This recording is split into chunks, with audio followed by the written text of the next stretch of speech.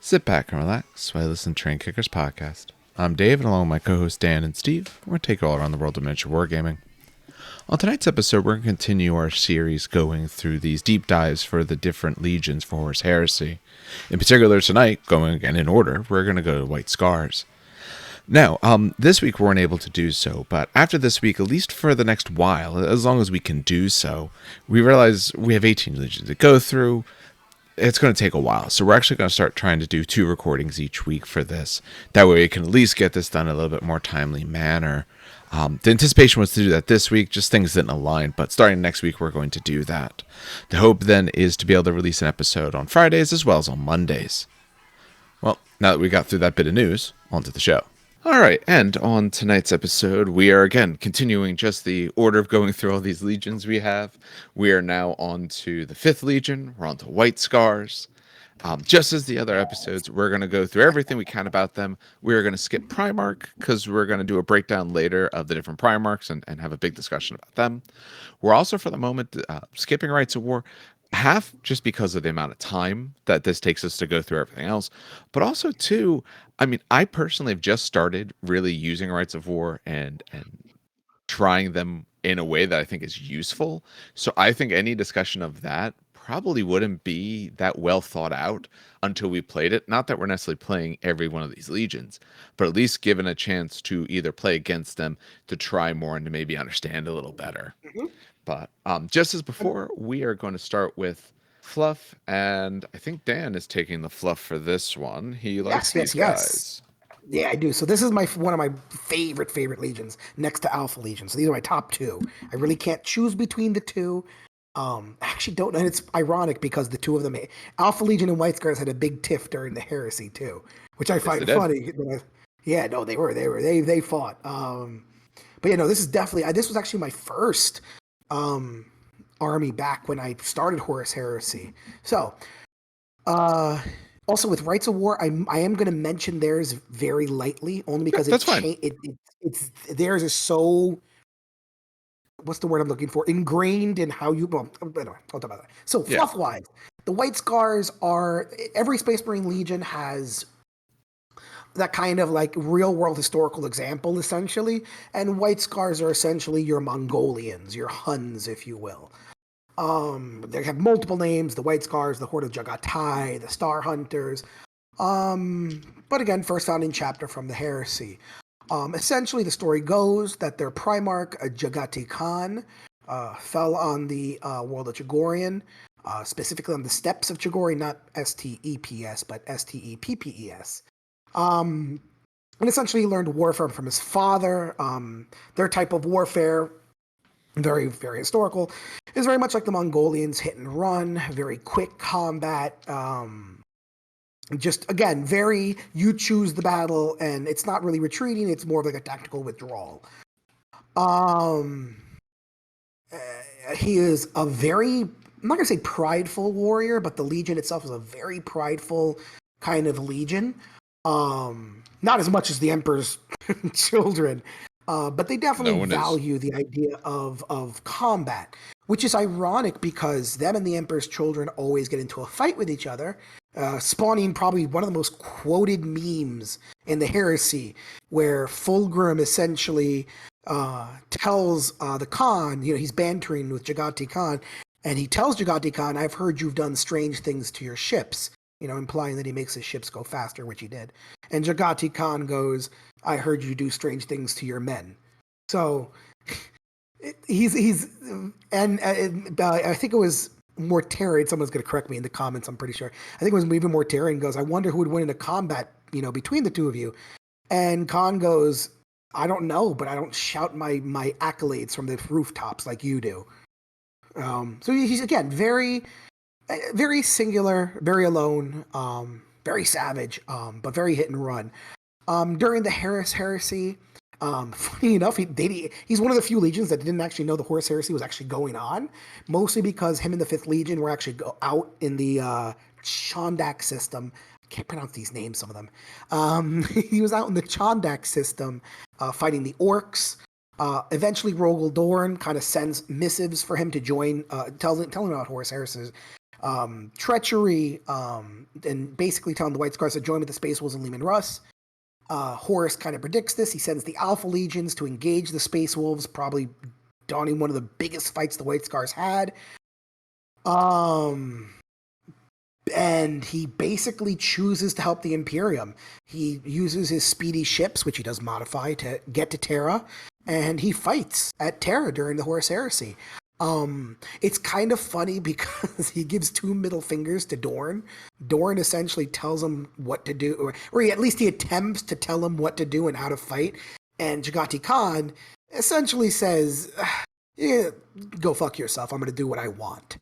And he takes his warriors and he does very successful hit and run missions on supply lines, annoying the living hell out of Perturabo. Like, Perturabo hated Khan because Perturabo can kind of like, again, he was the mastermind behind the invasion, but Khan was one of those things where you can't really plan for him because he'll hit wherever he wants.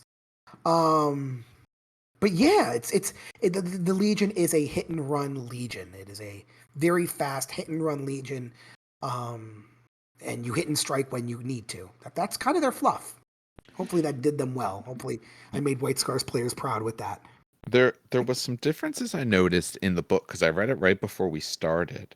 They don't mention, word coming from the Imperial side at all to the Khan to tell him about the heresy. It was more of, Horus sent Alpha Legion. He thought, he had them on different missions. He thought they would go to his side.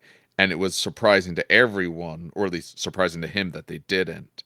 But the book actually didn't mention the other side, which is interesting. I mean... Oh, sure, sorry. Yeah. 2 more things. Okay. I forgot to mention that. Very much like the... we just talked... Was it the Iron Warriors or the Emperor's... Who was the Legion that purged 50% of their warriors? Is that the Emperor's Children? Emperor's Children. By the end of Istvan, about half of them were gone. That's both between purging and the ones that were... traitor who were killed in the attempted purging. Got it. So I should point out that the White Scars also had a major problem. I'm not going to say 50% of them went traitor, but a good portion of them did go traitor, or at least went renegade. They didn't join a side. They just kind of went.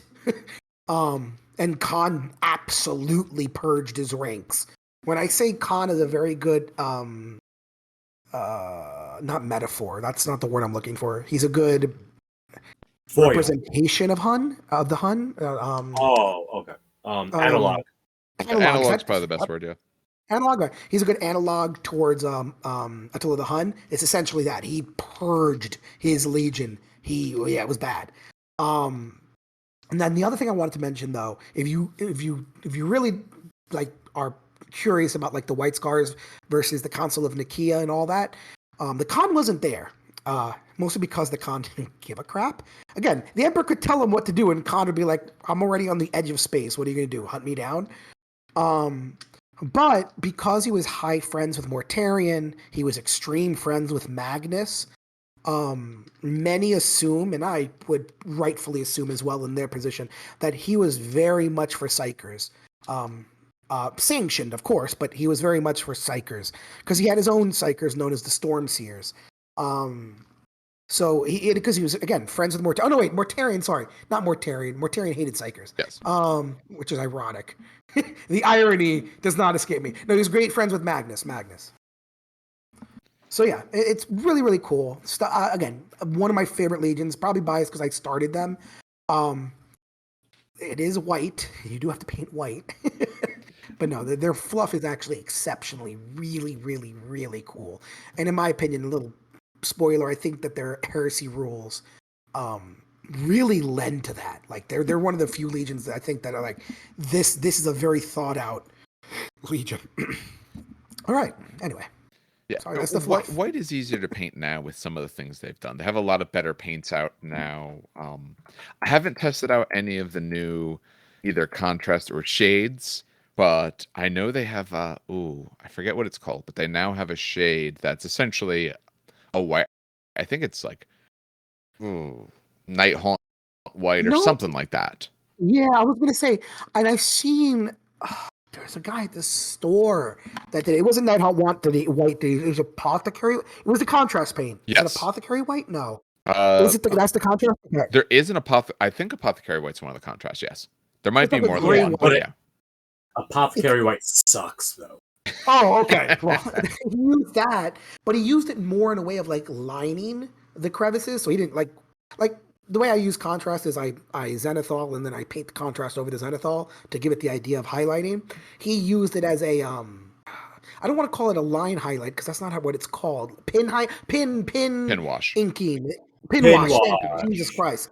The mind was rolling. Yeah, it's a pin wash. So use it more as a pin wash, and it came out really, really nice. Oh, I can't remember his damn name though. What's the White Scars player in the store? Manny. Is it Manny? Well, no, Manny is one of them. I don't know if you pin watch, but there was another guy who was. Maybe it's Manny. I think if it's not Manny, I don't know anyone who plays White Scars there. It might just be Manny then. I haven't been in the store in so long. I hope he listens and he yells at you the next time because you don't remember who he was. He probably is. I don't know if and also he was. I should point out that the White Scars are also extremely secular. Even in 40K, they're extremely secular. They'll scream for the Emperor, but they don't scream for the God Emperor, and they do butt heads with the this name. They do butt heads with the Escalarchi. Ecclesiarchy. That's an actual word. I know it is, but that's not one of these 40K made up things like a lot of these other words. Yeah, no, it actually worked. No, they butt heads with the Ecclesiarchy all the time. So yeah, just again, really cool Legion. I am slightly biased because they were my first, but they do play really. I do like the idea of a hit and run army. Like it is a really cool, tactically cool army.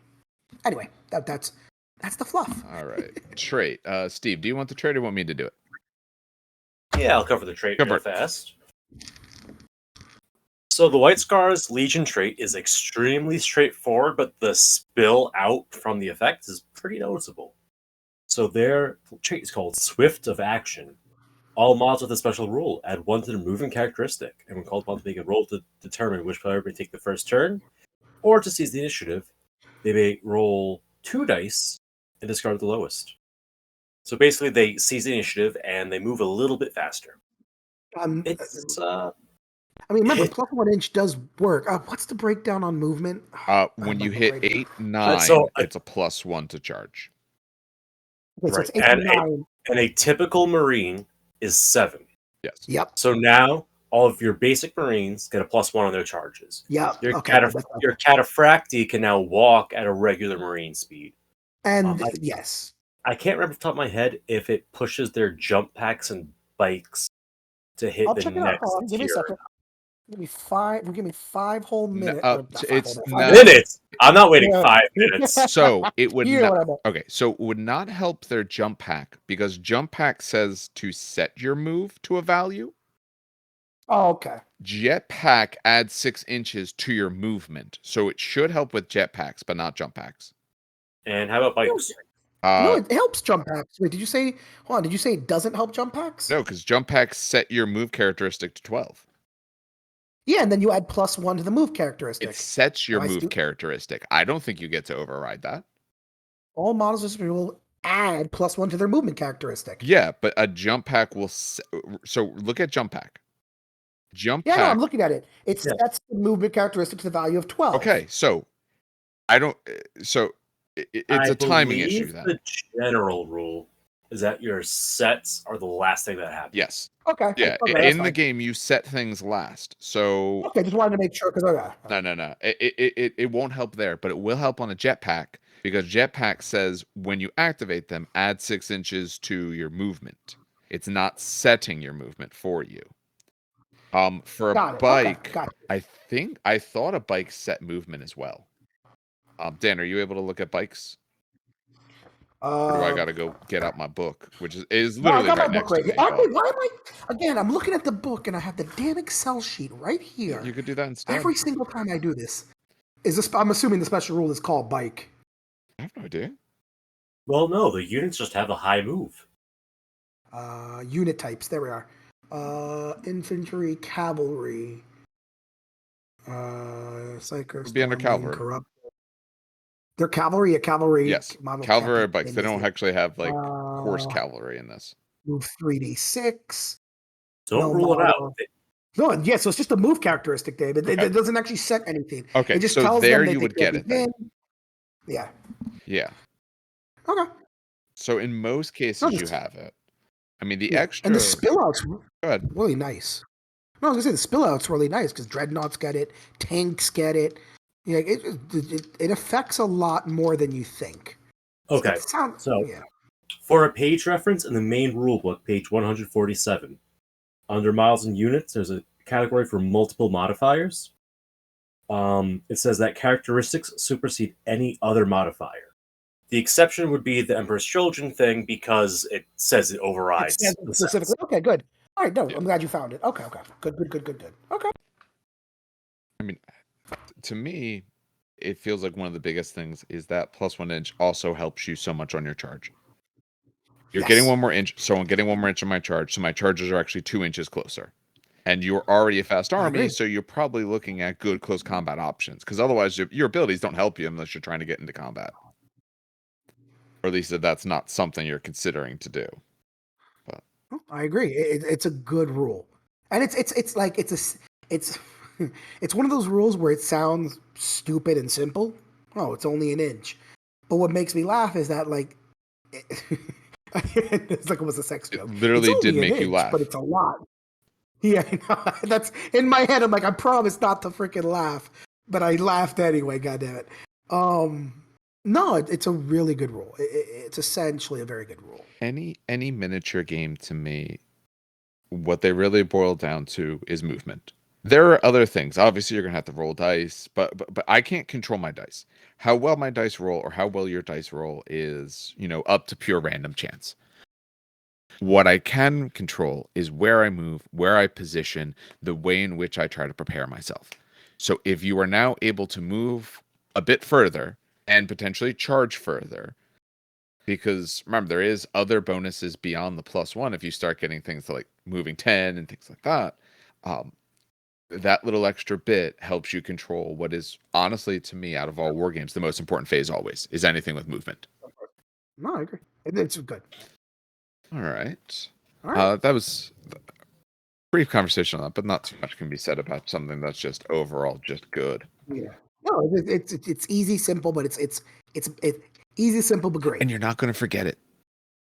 No, you're not. There's so many of these other ones because now I've played a few extra games. I played 3 games last week, playing at least another game and a couple games this week and all, even with all the stuff I have going on. But some of them are just, to me, not that they're tough to remember, but they have a lot of little bits to them, or it changes. Like when I played against earlier this week, I played against one of the guys at Red Seal, and he had Alpha Legion.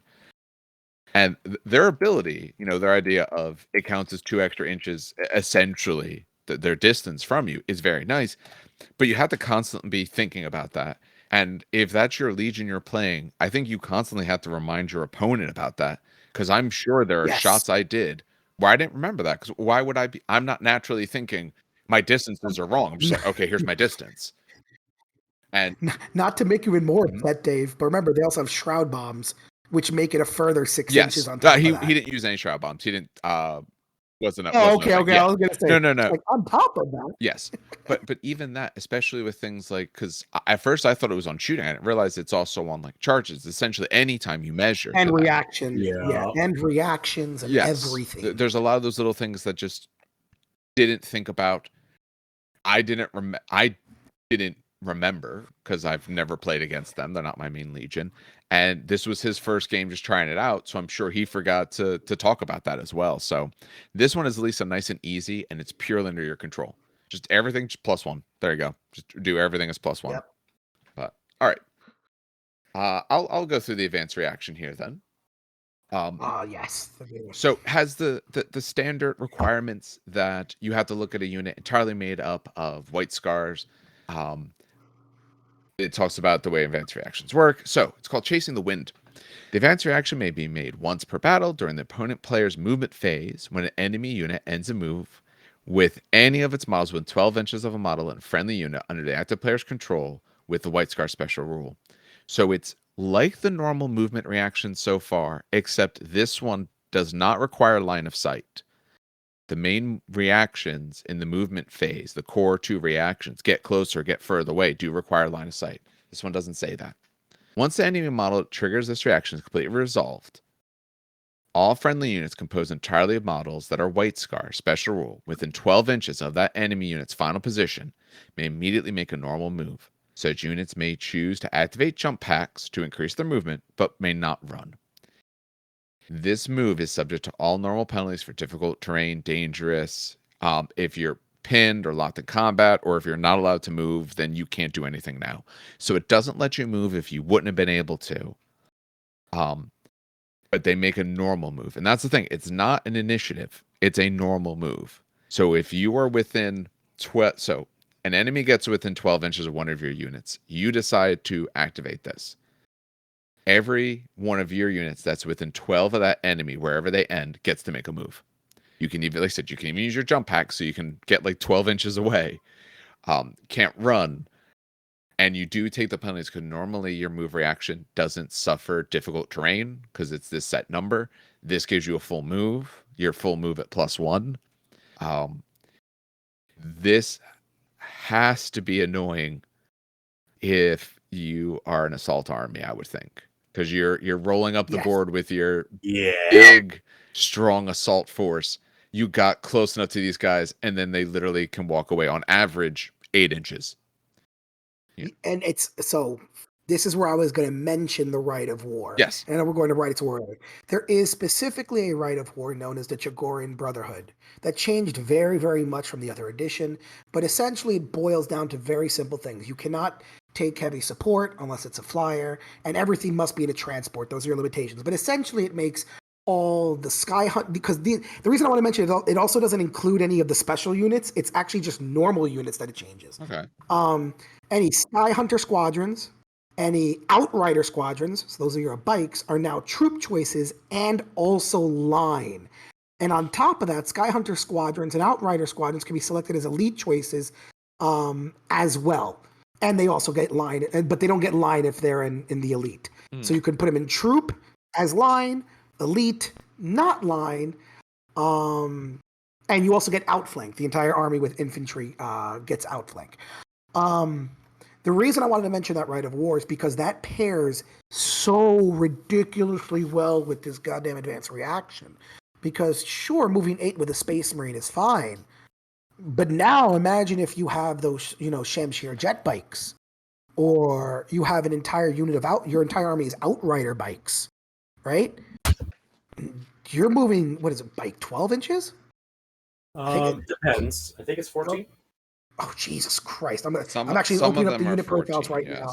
I'm looking up on right now. Wait a second, yeah. You're moving.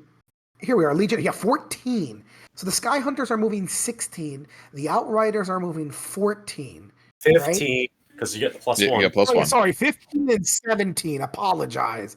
15 and 17 inches. So if you are taking the right of war, as you should because you're a White Scar player, although the money cost then becomes a thing.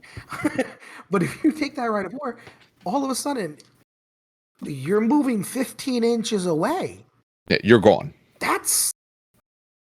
You're gone. Yeah. If you don't want to be hurt, you are potentially gone or potentially hiding. You can be aggressive knowing you still have this because you can move to the way you want.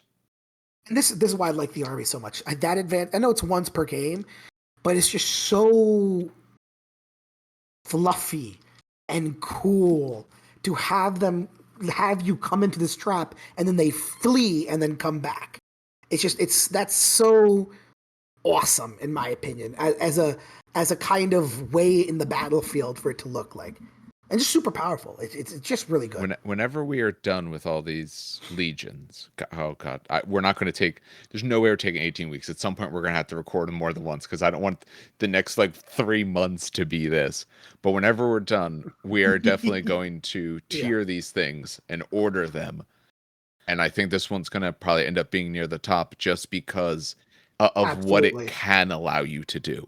It might be terrible some games. Absolutely. It maybe some games it doesn't help you. But the amount of utility it has is amazing. Yeah. What's even funnier is you can even use this offensively. So you can park your bikes within hold on, they move 7 inches.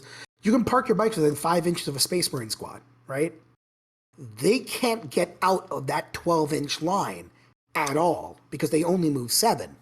So the moment the opponent moves 7, you declare this reaction and you push all of your bikes forward even further. Yeah. You know what I mean? It's just there's so many cool things you can do with this, and it's anyway. Yeah, it's in my mind, it's such a cool thing to watch. Yeah, like I said, and Probably annoying to play. it's probably not to some extent. Now, if you have like a bunch of cataphractii terminators and you're trying to like you hopped out of your Spartan to go try to mess them up, like yeah, it's gonna be annoying because they're just gonna run away. But you probably have to plan on a little bit of a different strategy or try something a little bit different if you're going against White Scars because you know they have this mobility, or you have to bait this out earlier while still having enough kind of set up later to be able to use the fact that they can't move as far away from you. And I'm sure sometimes, yeah, there's nothing about line of sight in this one. So, I mean, Manny has what? Manny has his whole army. I think is just Sky Hunters. I don't know. I know he's got a lot of bikes. I know he's got some Ebon Keshig. Yeah. But I want to say his almost at least his whole army is it. So I could almost imagine him just dancing around the battlefield and engaging when he wants to engage. Yeah. That's just cool. That's. Oh, I should point out a little side note for those who don't know, because people are probably screaming at me, "Oh my God, they got rid of hit and run from because the Rite of War used to give you hit and run, which was another amazing ability, by the way, Dave. If you don't know what hit and run is I think now you take a leadership check to do it. You always in the past, at least in like 7th edition 40K, you did. It was initiative before. In the past, it was initiative. Now I think it's leadership. Okay, so they changed it closer to 7. Essentially, yeah, it's eventually now it's you fall back. I want to point out that no, the Rite of War does not give you hit and run. That's because the Outrider bikes and the Sky Hunter bikes come with hit and run natively. So that is their native rule. So yeah, I don't like you will not pin down. You will not have a happy engagement when you want with White Scars. What's that? You said pinning. You need to do stuff to them, or you hope you have good guns because they can't necessarily outrange and outpace all your weapons. Just really cool. Oh yeah. They have hit and run built in, ladies and gents. So the idea of the Rite of War not giving it to you is because they do it automatically. By the way, that means that other legions can do this as well. So side note, but again, that's so far they haven't released any fast attack in plastic, as far as I know, for at least what I have. So I have 0 fast attack because I'm not dealing with more resin. I got too much of that to deal with. Oh my God, they released Outrider in plastic. I don't want to buy White Scars. You don't have to. Well, you could buy it and then you'll sell it to someone. Exactly. He's legally obligated. We all know. Yeah, you will be obligated. If it's White Scars, like I always fool around with Alpha Legion and Salamanders making stupid lists, but White Scars, oh my God. Oh. All right. Well, why don't we take a look at these Warlord traits? Does anyone care which one in particular they do? Because there are 3 of them. I'll do Born in the Saddle because that one I remember. I didn't read these ahead of time because I do like to be surprised. I like first impressions. Born in the Saddle, I remember it being a really cool Warlord trait. So I want to see what. So Steve, how about you? Because Born in the Saddle is the second one. We do things in order around these parts. Yeah. Do you want to be loyal or you want to be a traitor? Which are you? I'll take on the loyalist. All right, role. go for it. All right. So for our loyalist Warlord trait, we have Heroes Never Die. This Warlord trait, as mentioned, can only be taken by a loyalist White Scar. The Warlord with this trait, any models in the unit he joins gain Stubborn. Very nice. Not taking leadership penalties is such a big deal, especially with leadership lowering across the board. If the Warlords are removed as a casualty, all models in any friendly units that are all White Scars that could draw a line of sight to the Warlord when they die gain Fearless for the remainder of the battle. Ooh. In addition, as long as the Warlord is not dead, you get an extra assault phase reaction. Ooh. This is an interesting one. Yeah, I don't know. This would be really fluffy for an Ebon Keshig kind of list, No, but like your focus is like they were traitors redeeming themselves, and you throw out your Warlord in the front, you let him die. Now your entire army is motivated to keep pushing.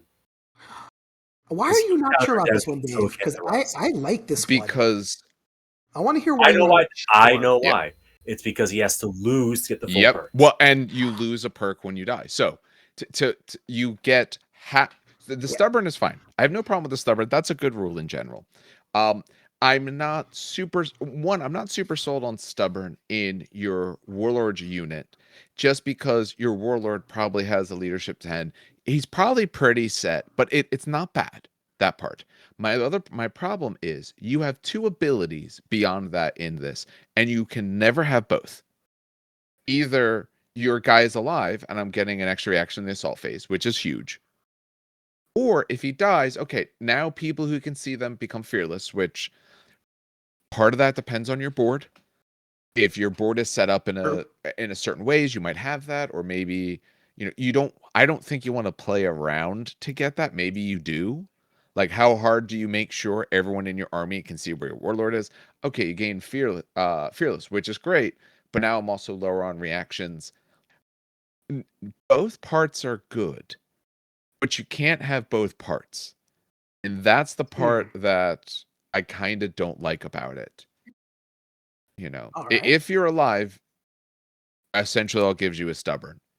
If you're dead, you get a bunch of fearless units, which is nice. But I don't know. So far, I've seen, at least in the points I've done, reactions are huge. So I will say counterpoint to what you said. Yes, you never get both, and yes, you only get fearless if you die. But your praetor does kind of die. Like, so your praetor goes against. So your praetor will Paragon Blade, the shield, right? A 4-up and vulnerable. He doesn't need a shield. They have Iron Halos. They already have 4-up.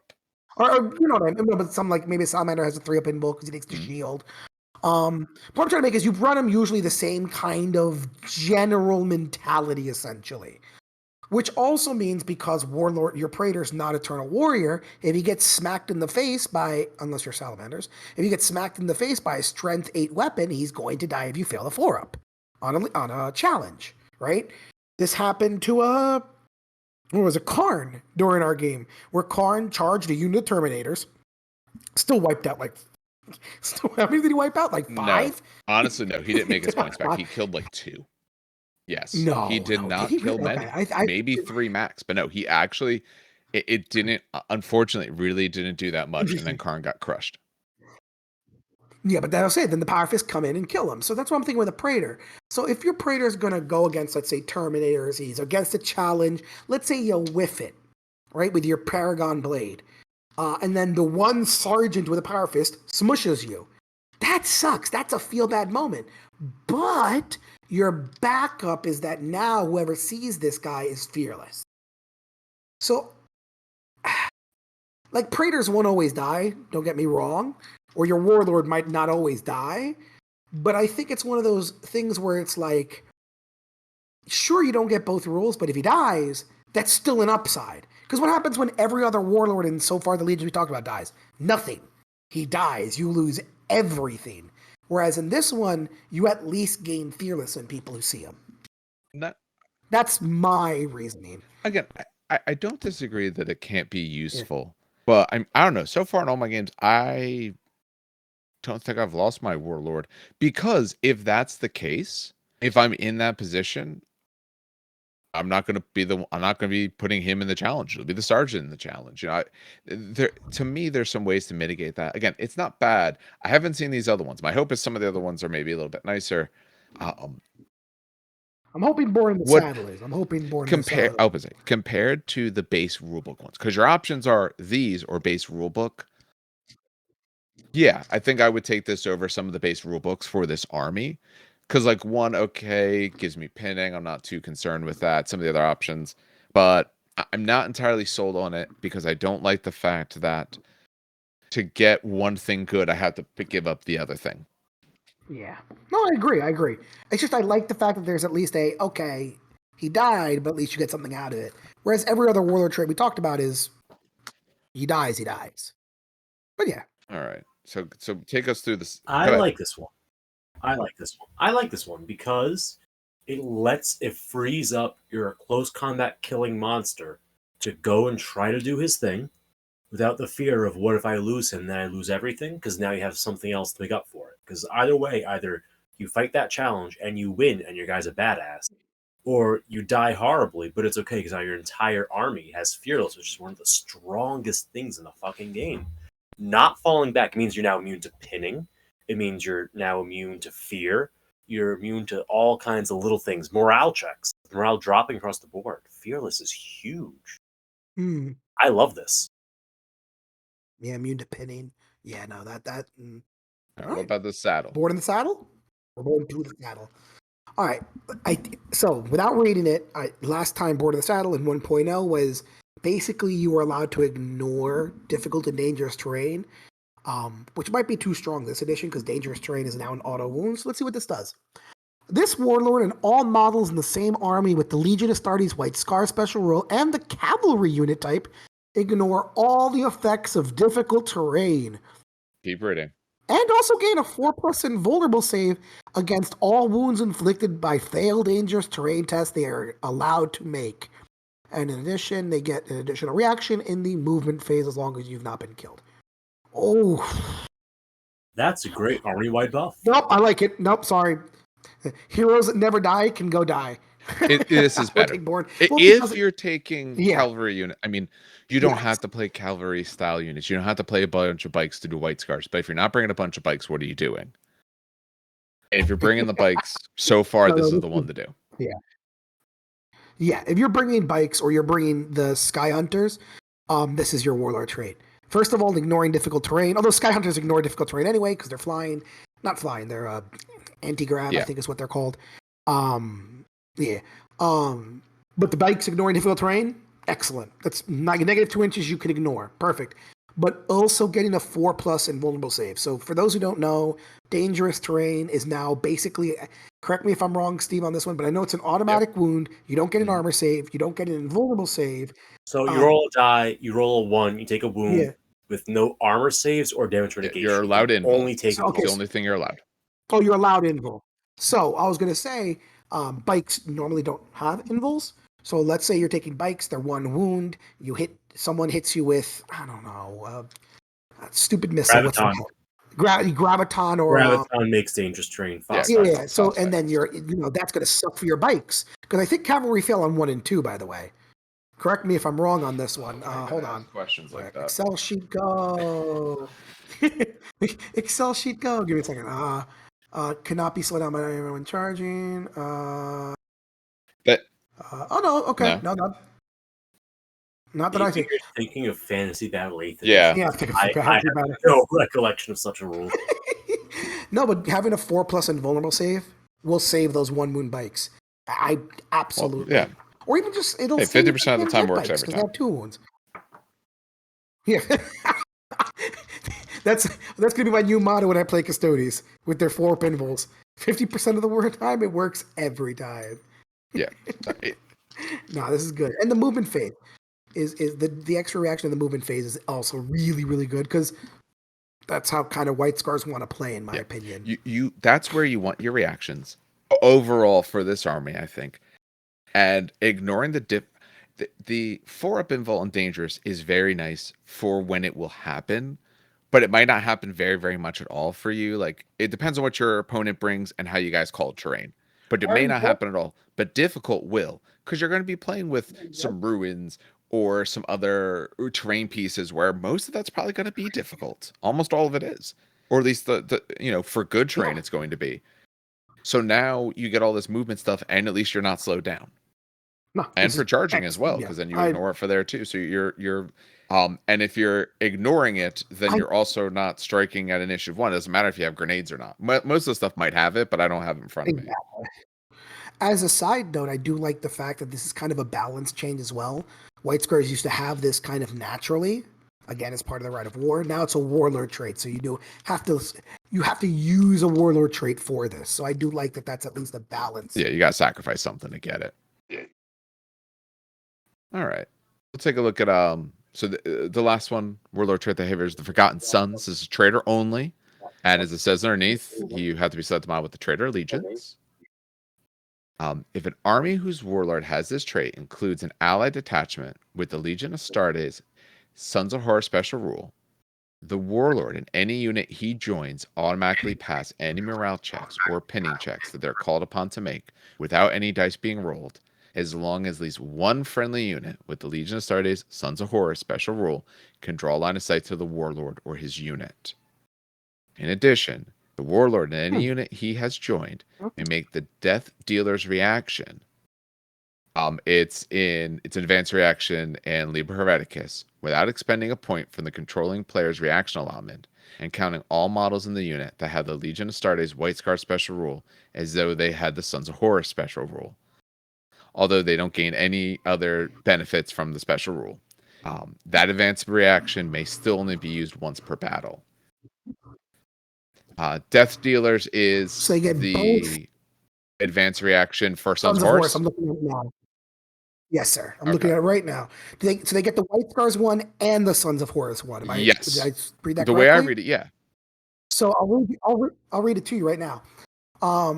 This advanced reaction made once per battle during the player's shooting phase. As long as oh my god, phase when any enemy unit declares a shooting attack targeting a friendly unit under the reactive player's control, composed entirely of models with the Legion of Astartes Sons of Horus special rule that is within 12 inches of the attacking unit. So you have to be within 12 inches. Before the enemy unit resolves any to hit rolls, I remember this one. Before the enemy unit resolves any to hit rolls, the reacting unit may make a shooting attack targeting the unit that triggered this reaction, increasing its ballistic skill by +1 for the duration of the reaction. A unit that makes a shooting attack as part of the death dealer reaction may not make any attacks indirectly, including weapons with the broad special rule, or weapons that ignore line of sight. Vehicles mainly fire defense weapons. Template weapons may only be used as part of the death dealer reaction if they're within 8, and must use the wall of death rule using normally.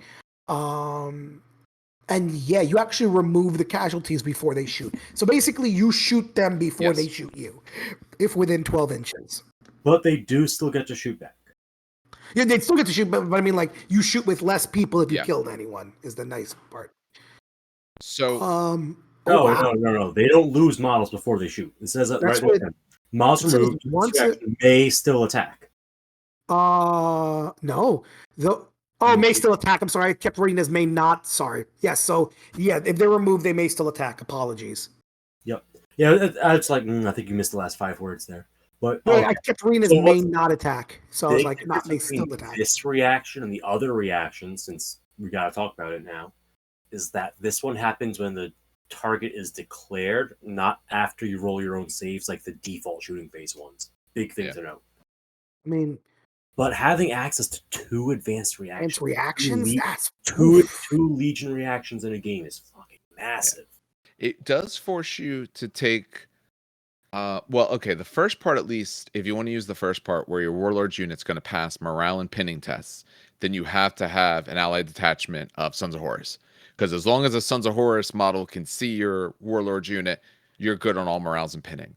The second one, though, the Death Dealer reaction, you don't have to have any Sons of Horus with you, do you? But you need a Sons of Horus. Does it? Okay, so here's a thought. So this depends on how we read GW things. It says, if the army whose warlord has this allied detachment, blah, blah, blah, blah, blah. In addition, the warlord uses June's. So when it says in addition, to me, that's a different sentence. So I would say you don't have to have the first criteria.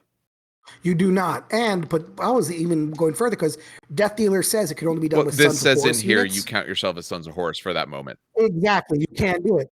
Oh, that's really good. It says that unit, essentially count them as if they were Sons of Horus, but they don't gain any benefits from being Sons of Horus, so they don't get to use the Legion trait. Yeah. Oh my god, with +1 ballistic skill too? Could you like a Sky Hunter squad with like what the hell are those guns called? I swear to God. Volkite Culverins, plasma. Yeah, the Volkite. Oh my god. Hitting on 2s. My god. Or they have the ability. That's what that reaction really does, because the dead still being able to shoot back means what that reaction really does is it's like the normal reaction, but with +1 ballistic skill, but you've declared it before you see how bad it got for you. Don't get me wrong, reacting back with +1 ballista skill when you're going to shoot someone is very good, and having the extra reaction there is good. Although, so what this thing doesn't give you is an extra reaction in any particular phase. You get that once per turn thing, No. or sorry, once per game, but you don't get an extra reaction in any phases, which is a potential big give up. It's one reaction per phase, right? I'm not Normally, crazy? yes. It's one reaction Although per phase. That is the default. almost Yeah, yes, that's the default. Yes. almost Okay. every Warlord trait gives you an extra reaction in a phase or in some way. Like one of the Ultramarines ones, you essentially get one extra reaction, but you choose when to take it, kind of thing. But you usually get an extra reaction somewhere, somehow. This is the only one I've seen so far that doesn't give you any extra reactions. It gives you a different one to use once, but no extras.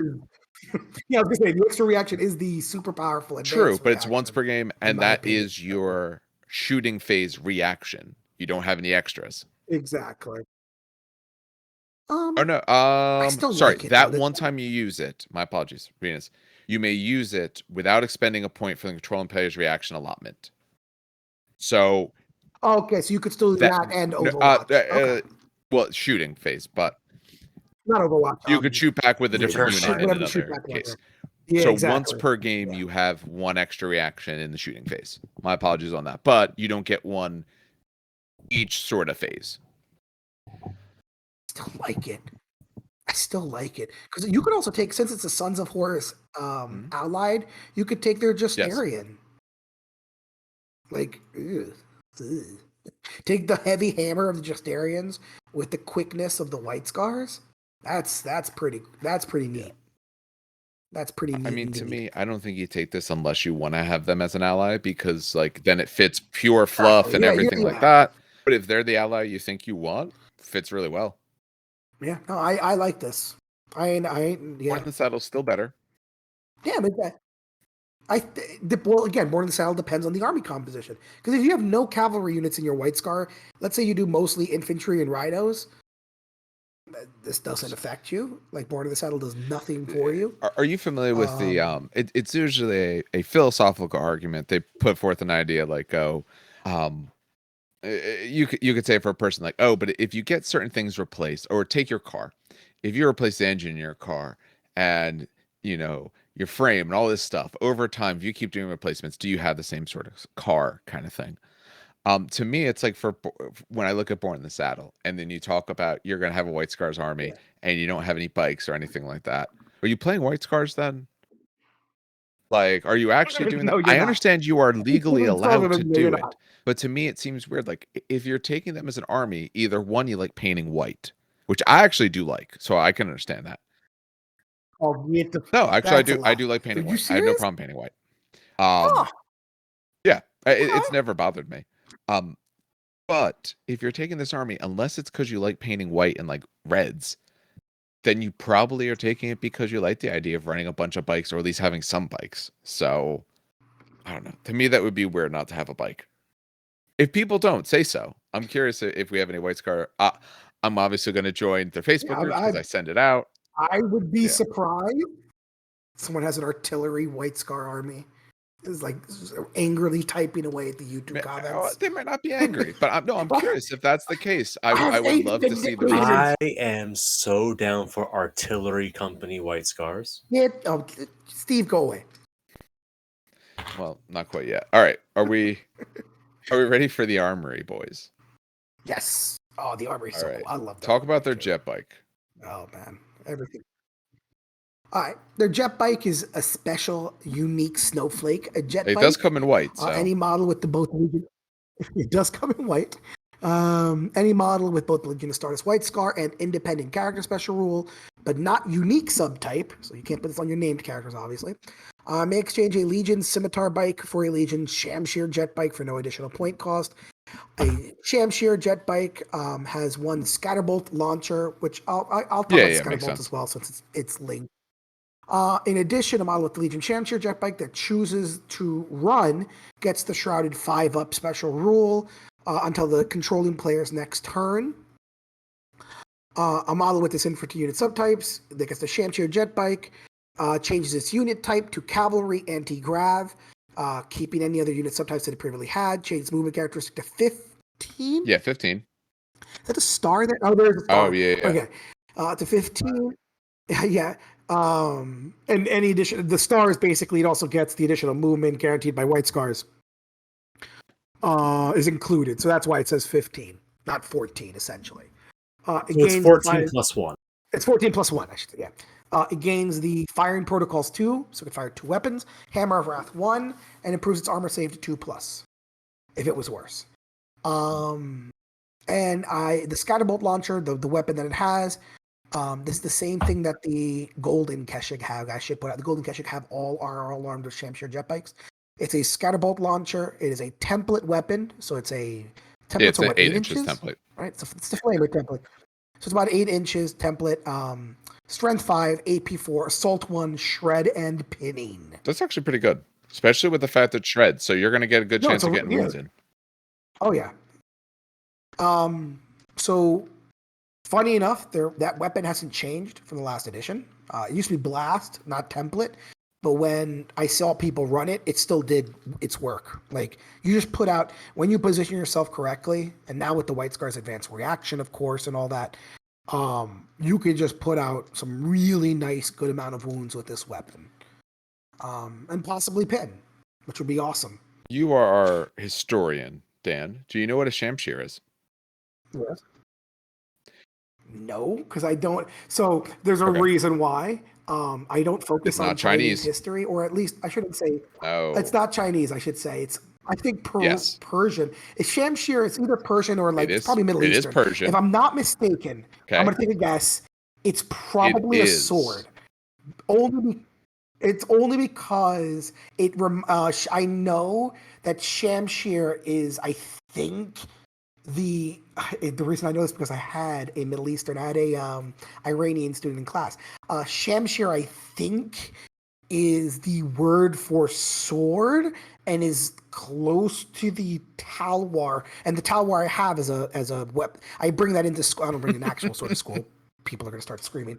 But I bring when I teach history, I like to bring in props sometimes. So I actually have a talwar made of polypropylene. So kids can see what it is. And I want to say the Shamshir is close to a talwar. But yes. Dave, what the fuck is You are essentially exactly correct on that. Yeah, it's a Persian sword. They are exceptionally curved blades. Essentially, they start straight and then they take a hard angle. They essentially look like an exponential curve after the first half. And yeah, it is their word for sword and is very close to a talwar. Oh, okay, there we go. You were correct. Oh, yeah, I was curious if you knew because you do the history. And I bet you I could bet $5 it's a cavalry weapon. Hold on. Now because of the curve. A curved blade like that would be usually designed for cavalry. That's usually the ones who carry those sorts of blades. Yep, footer mounted. Yep. Oh yeah, no, and it looks very much like the talwar I bring to school. Very close to it. It's part of it's a type of scimitar essentially because talwars and shamshirs are both scimitars. And scimitar is a curved blade. Interesting. Oh, look at that. See? Who says that learning root languages doesn't? I don't know if anyone said that. I don't know if enough people know enough about root languages to say helps or doesn't help. All right. But yeah, no, it's a good bike. It's a good bike, and the weapon is good. And when we get to the Golden Keshig, they all have Shamshir jet bikes anyway. So all right, Steve, do you want the fancy weapon or the bird? Oh, they're both good. Go for it. I wanted the bird anyway, so that works well. The burb. All right, so any model that has a character, so your sergeants, your actual characters, tech marines, pilot carriers, etc. That's a white scar. Can replace a power weapon with a power glaive for 5 points. It's a power weapon for anything that affects it. So power glaives are strength +1, AP 3, melee, breaching 5 up. Yep. So I'm trying to remember. This is basically just a +1 but power. The power sword's only breaching on a 6. Okay, so it's stronger and nice. Does the extra bit 2/3. 1/6 of the time, or doubles the amount. Fun fact: this used to be two-handed. They got rid of two-handed. I'm surprised they did, I'm not sure why they got rid of it because the weapon is fucking huge. And for people who don't know what a glaive is essentially about I'm not going to call it a spear, but essentially it's a 6-foot spear. Just It's a for sword easy- on a stick. Yeah. It's a sword on a stick, a 6-foot stick.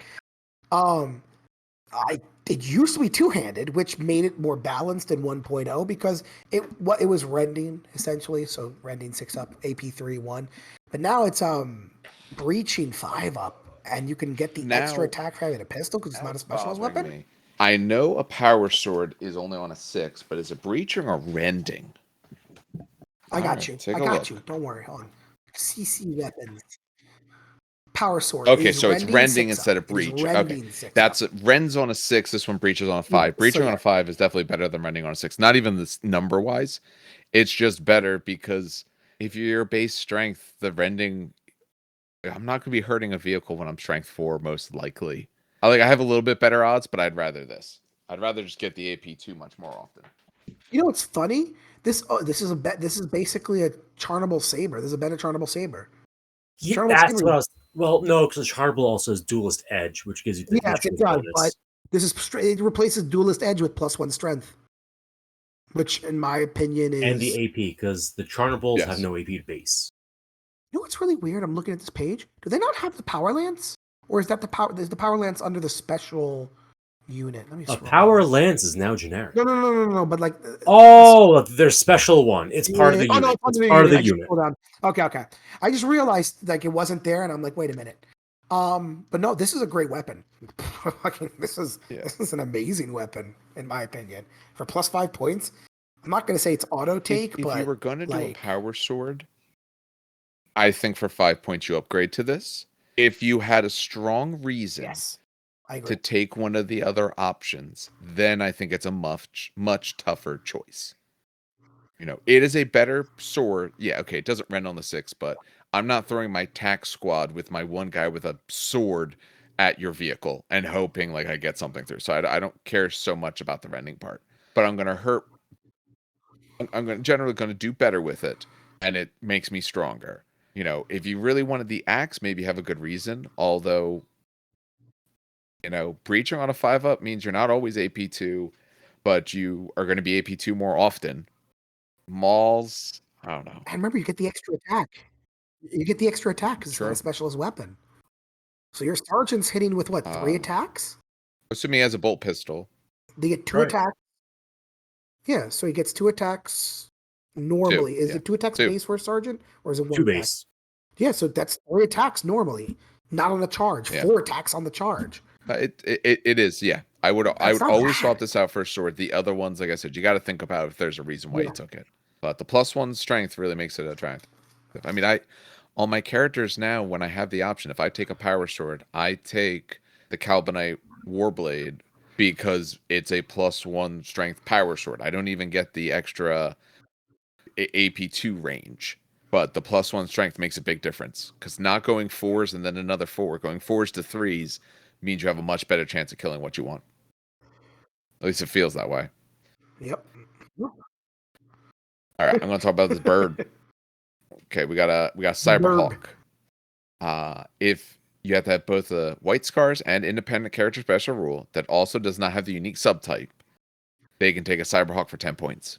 So at the start of any turn in which the controlling player is the active player, a model with the Cyberhawk may select one enemy unit with at least one model that's within 24 inches. When making shooting attacks against that unit, the model with the Cyberhawk and all models in any unit that is joined reroll failed to hit rolls of 1.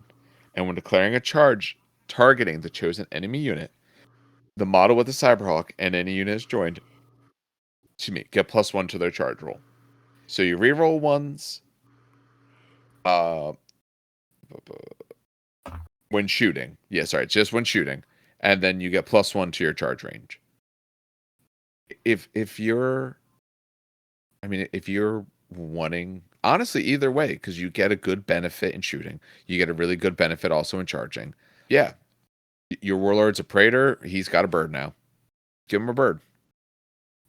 Yeah, I hate to say auto take, but I dare say this one's auto take. For 10 points, you literally choose someone within 24, reroll ones, and +1. Remember, the +1 to charge roll also gets added to the White Scar ability, right? Because it kicks you up a notch. Also, it gets added to their movement bonus. So it helps you in both phases. Because you could say, oh, my Warlord isn't a unit of melee, I have a use. My Warlord isn't a unit related to shooting, I have a use. No matter what that unit wants to do, you're going to get a good use out of this. So yeah, if I have 10 points, I would absolutely put it on. And when I'm building my Praetor, for me, at least, the way I build lists currently, I build my HQs first, because that kind of shapes either my thoughts or what I want. I would put the 10 points on him right off the bat and then see at the end if there's some weird issue of like, oh man, I'm short a unit. What am I going to do? Because I'm short by 10 points. But no, I'd put the Hawk right on him. I'd have, I mean, you could technically, if you have multiple independent characters, more Hawks. I would sooner drop, what's a Melta Bomb? 5 points or 10 points on a I don't know. Praetor? 10. 10 now. It's 10? I'd sooner drop a Melta Bomb I'd take the than Hawk over a Melta Bomb for sure. Yeah. It's more utility. 1,000%. It's going to be useful in a larger variety of ways. I like that. Yeah. All right. Well, fun fact, it also didn't change much from 1.0. Although in 1.0, you actually put the model out. It didn't affect the game. You couldn't get rid of it. It wasn't like, it didn't block anything or anything. But you actually would like put a Cyberhawk on the table, and anyone within 12 inches of that, you would get that roll. I just find it funny now. It's just you pick a unit and you're like, fuck that unit in particular. I think that's pretty cool. All right. We do have their special Consularis, the Stormseer. Anyone in particular want to talk about it? If not, I will. I don't know if you guys have like units that you're super desiring to talk about. I'll say when I get to the unit. I got some units I want to talk about, but right. No, you can talk about the Stormseer. They're pretty cool. Anything with Psyker I like, because I've been using Psykers, and they're Psyker, but these are Psykers, but not Psykers, Dave. These are the same with the Space Wolves. They're like Psykers, but they don't like. I've rose by any other name. You can call yourself what you want. Yeah, they're rune priests, right? That's what this way. They're rune priests. They don't tap into the power of the warp. What? They tap into the power of the spirits. Yeah, and that wolf happens to be a giant demon. So I love that. It was sorry, it's like derailing it, but in the Thousand Suns book, it was the Burning of Prospero. There were 2 books on the Burning of Prospero. I forgot both their names. The other one was called Burning of Prospero. Thousand Suns, isn't it? No, is it? I have read it like 15 plus years ago. No, I'd be so mad if it was that easy. But no, there's just like really like it was almost an entire chapter too.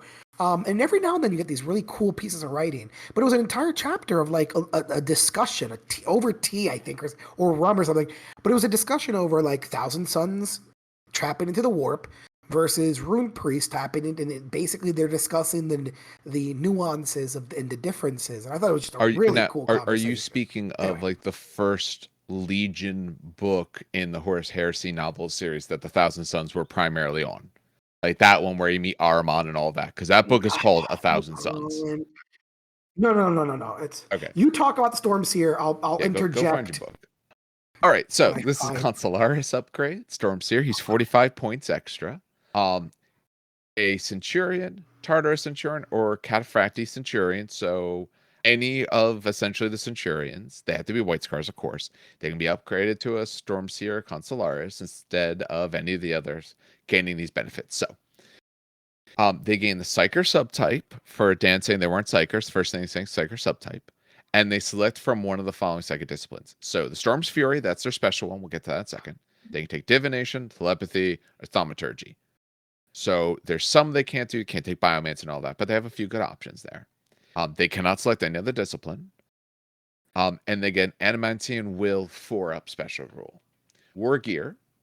So they can replace their power weapon, bolt pistol, or combi bolter with a force weapon at no additional points cost. In addition, they may take a Psychic Hood for 15 points. Psychic Hoods, remind me if I'm wrong, they lower the leadership value for other Psykers when casting. Psychic power. Not a damn clue, because I'm an Iron Psychic Hood. Wait, yeah, I'm pretty sure about that with Psychic Hood. I forget if it's by 1 or 2. I've started doing psychic stuff because it's a lot of fun. War Gear. Yeah, well, no, Yeah. it's Well, really my good too. biomancy was the whole reason why my psyker was able to take down in essentially close combat a contemptor.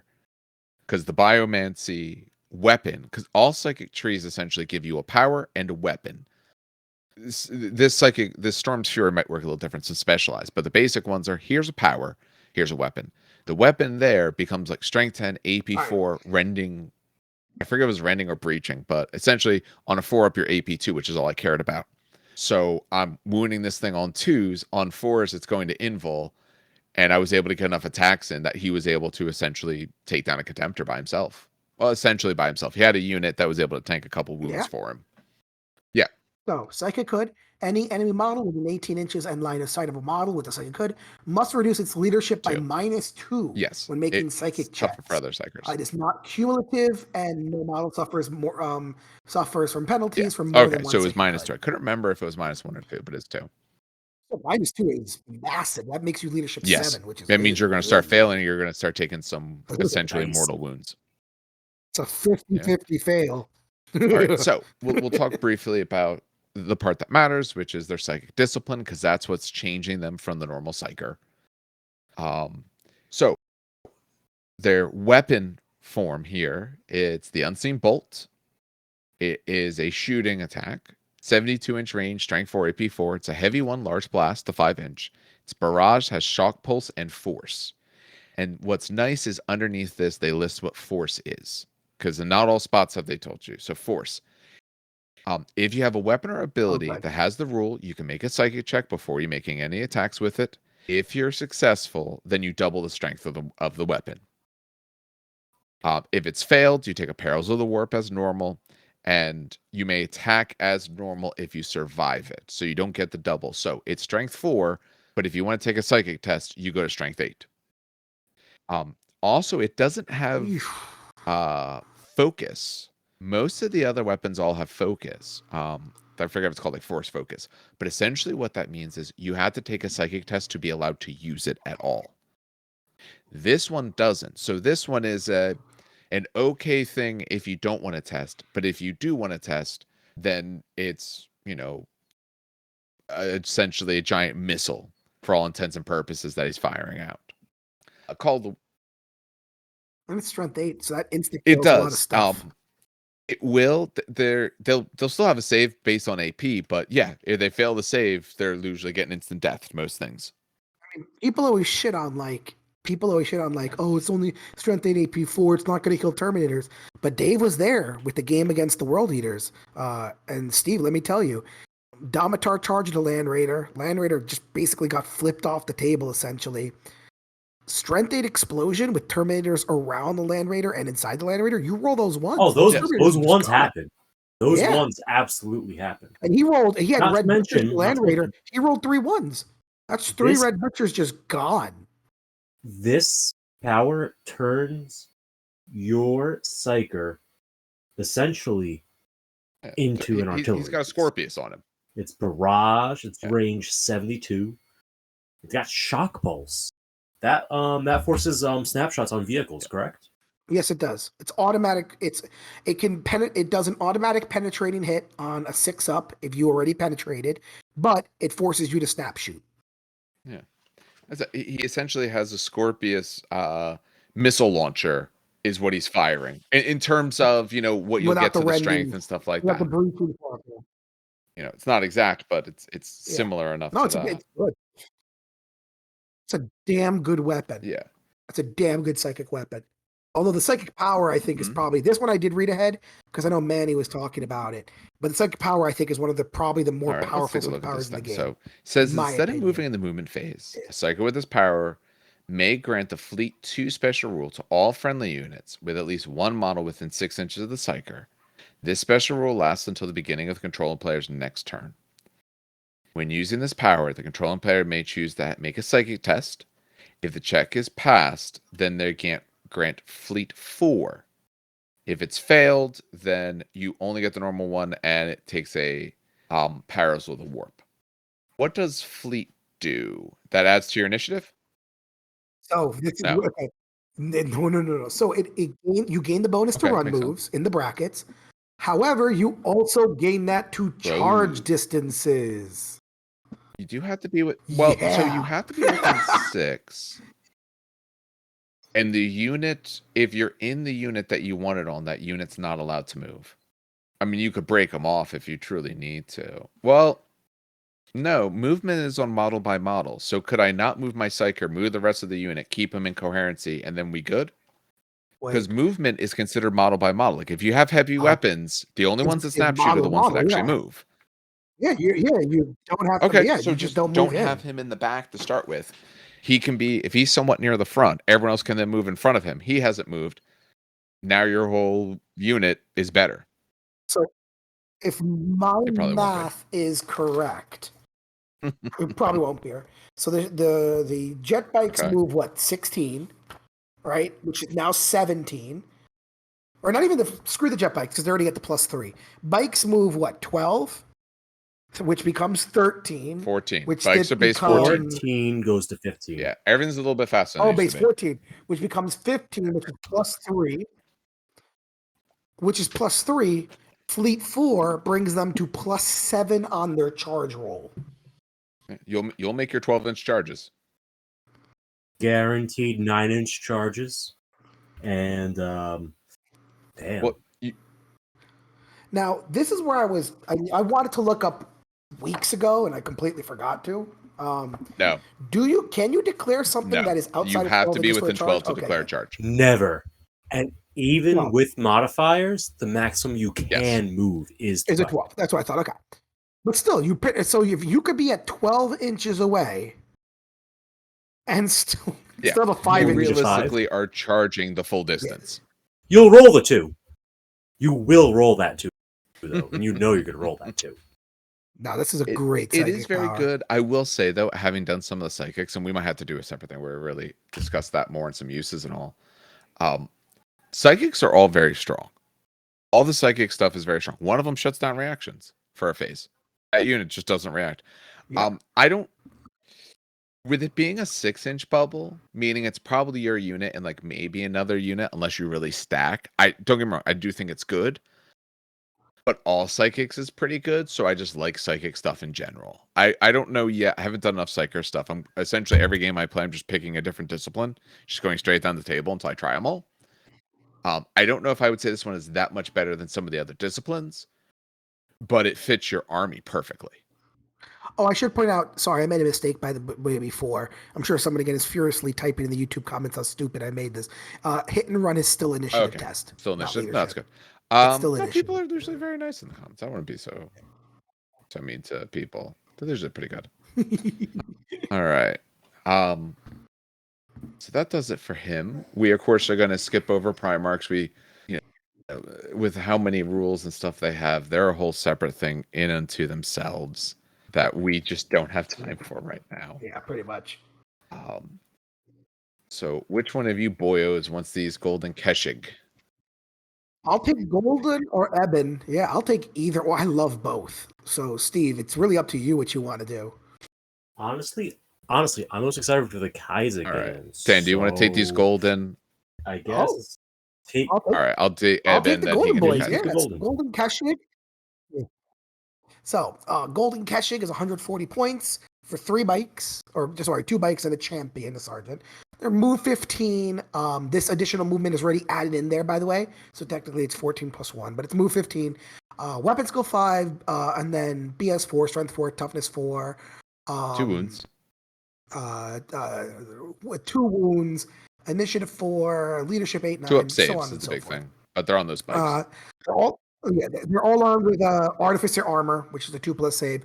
Bolt Pistol Chainsword. They have a Power Lance, the Kontos Power Lance. So it's not the Power Lance in the book. I'll get to that in a moment. They are all armed with Shamshir Jet Bike. So they're all armed with that template Strength 5 Shred Pinning weapon. They also have Hammer of Wrath. They have Hit and Run. They have that bike gives them Hammer of Wrath too, doesn't it? You can get additional Is that ones. what the bike did? Doesn't it up your Hammer of Wrath? They're not armed with. No, Hammer of Wrath 1. My apologies. It gives you Hammer of Wrath 1 and Firing Protocols 2. Oh, it's Hammer of Wrath. Okay. Oh, okay. So there's your Hammer of Wrath 1. You can add additional ones for 40 points a pop, which is not bad. And then the sergeant can take power weapons, charnable weapons. You can have the Vixilla. You can also give the champion its Thunderhammer, which is hilarious. But the reason you don't give him a Thunderhammer, let's talk about their power lance. No, there's a reason why you don't give them a Thunderhammer. Let's talk about their power lance. The power lance is absolutely insane. So this weapon is a power weapon for all rules affected. So it's range melee. It is strength 10, AP 1. Get wrecked. Okay. It is, hold on. It is melee, ungainly, which I will talk about in a second. It is a lance. It is brutal 3, sudden strike 4, and two-handed. Ungainly is basically this model may only attack with this weapon on the turn which it charged. It does not get the bonus for charging special rules, though, that gains extra attacks. So they only get the one attack, which is why they only have one attack. Or they get 2 attacks if it's the champion. This weapon what does sudden strike do? It's just a casual bonus to initiative when you make a charge. So their initiative is casual initiative. Casual 8 initiative. So if they charge you, they are hitting you with, let's say, just the 3 of them, right? With 4 strength 10, AP 1, brutal 3 attacks at initiative 8 that are lance, meaning any vehicles that are hit with this, you count their armor as 12. Unless it's under, then you count it as Parry under, this, obviously. You filthy casual. You just hit him with this. Pretty much. Just what's weird is the Ebon Keshig. I don't think not Ebon, Golden. I don't think there's a Golden Keshig model. There has most people just they put it in this book. They mostly have. Is there? Okay, I was gonna. Some people fuck around. No, because I know White Scars for the longest time were missing this model. Let me just check real quick. It takes 5 seconds. But yeah, no, it's really funny because it's like, this is okay. It's not the golden. Oh, it is golden Keshig. It's a Shamshir. Oh, yes, that's what the lance looks like. Yeah, no, yeah. Why give the person a Thunderhammer? They have the guy modeled as a Thunderhammer. Although, oh my god, the price on these things. Oh my god. Oh yeah. Jesus Christ. How much I'm already looking at it. I looked it up as well. Dave, I also have a computer. So I was gonna say they would look it up. I have one problem with them. But yeah, no. They're great. Yeah. It's awesome. My one problem, and I know why they did this, but it's still stupid. If you are on this bike, the lance is not going to be a two-handed weapon. The lance is going to be off the front of the bike. You're going to have one arm on it. There's probably going to be some sort of catch for it at the front, because the other arm you need to steer with. I understand why it's two-handed. They could have just called it specialist instead, so you wouldn't get the bonus. Because I don't see this dude just double fisting this lance like above his head as he's trying to stab someone as he rushes by. I should point out you don't get the bonus for charges. That's also handled by ungainly, and I'm fine with that. But don't call it two-handed. Call it specialist. Oh, I see what you're saying. Or they could have added it to ungainly. Or just build it into that's ungainly. True. Yeah, you also you don't. It counts as ungainly means it counts as special weapon or something like that. I just find it funny because there's it's not two-handed. It's one-handed. Just your other hand's on the bike. Yeah, I just want to see this charge into a contemptor and wipe it off the battlefield. It absolutely could. Goddamn. And they're not too much. Just 3 of them for 140 is not bad. Brutal 3. So one real quick weird thing. This spike model does not grant deep strike, but the generic scimitar does. Just something to keep in mind when list building. Really? That's weird. So the basic jet bike gives you deep strike. Yeah, as a rule. This one does not. Huh. So neat. If you were thinking of doing a deep strike bomb to make that charge, think again. That's not an option. They probably did that I'm gonna give them the benefit. I'm sure they did. They probably did that on purpose. Because could you imagine 7 strength? Yeah, you could take up to 6, right? 7 strength, 10 brutal 3, initiative 8 attacks at weapon skill 5. Go home. Jesus Christ. They're good, and points wise, they're not really that bad. They're actually pretty good points wise. All right, so Ebon Keshig Cohort, 200 points for these guys. 8 move. This counts the +1 inch already.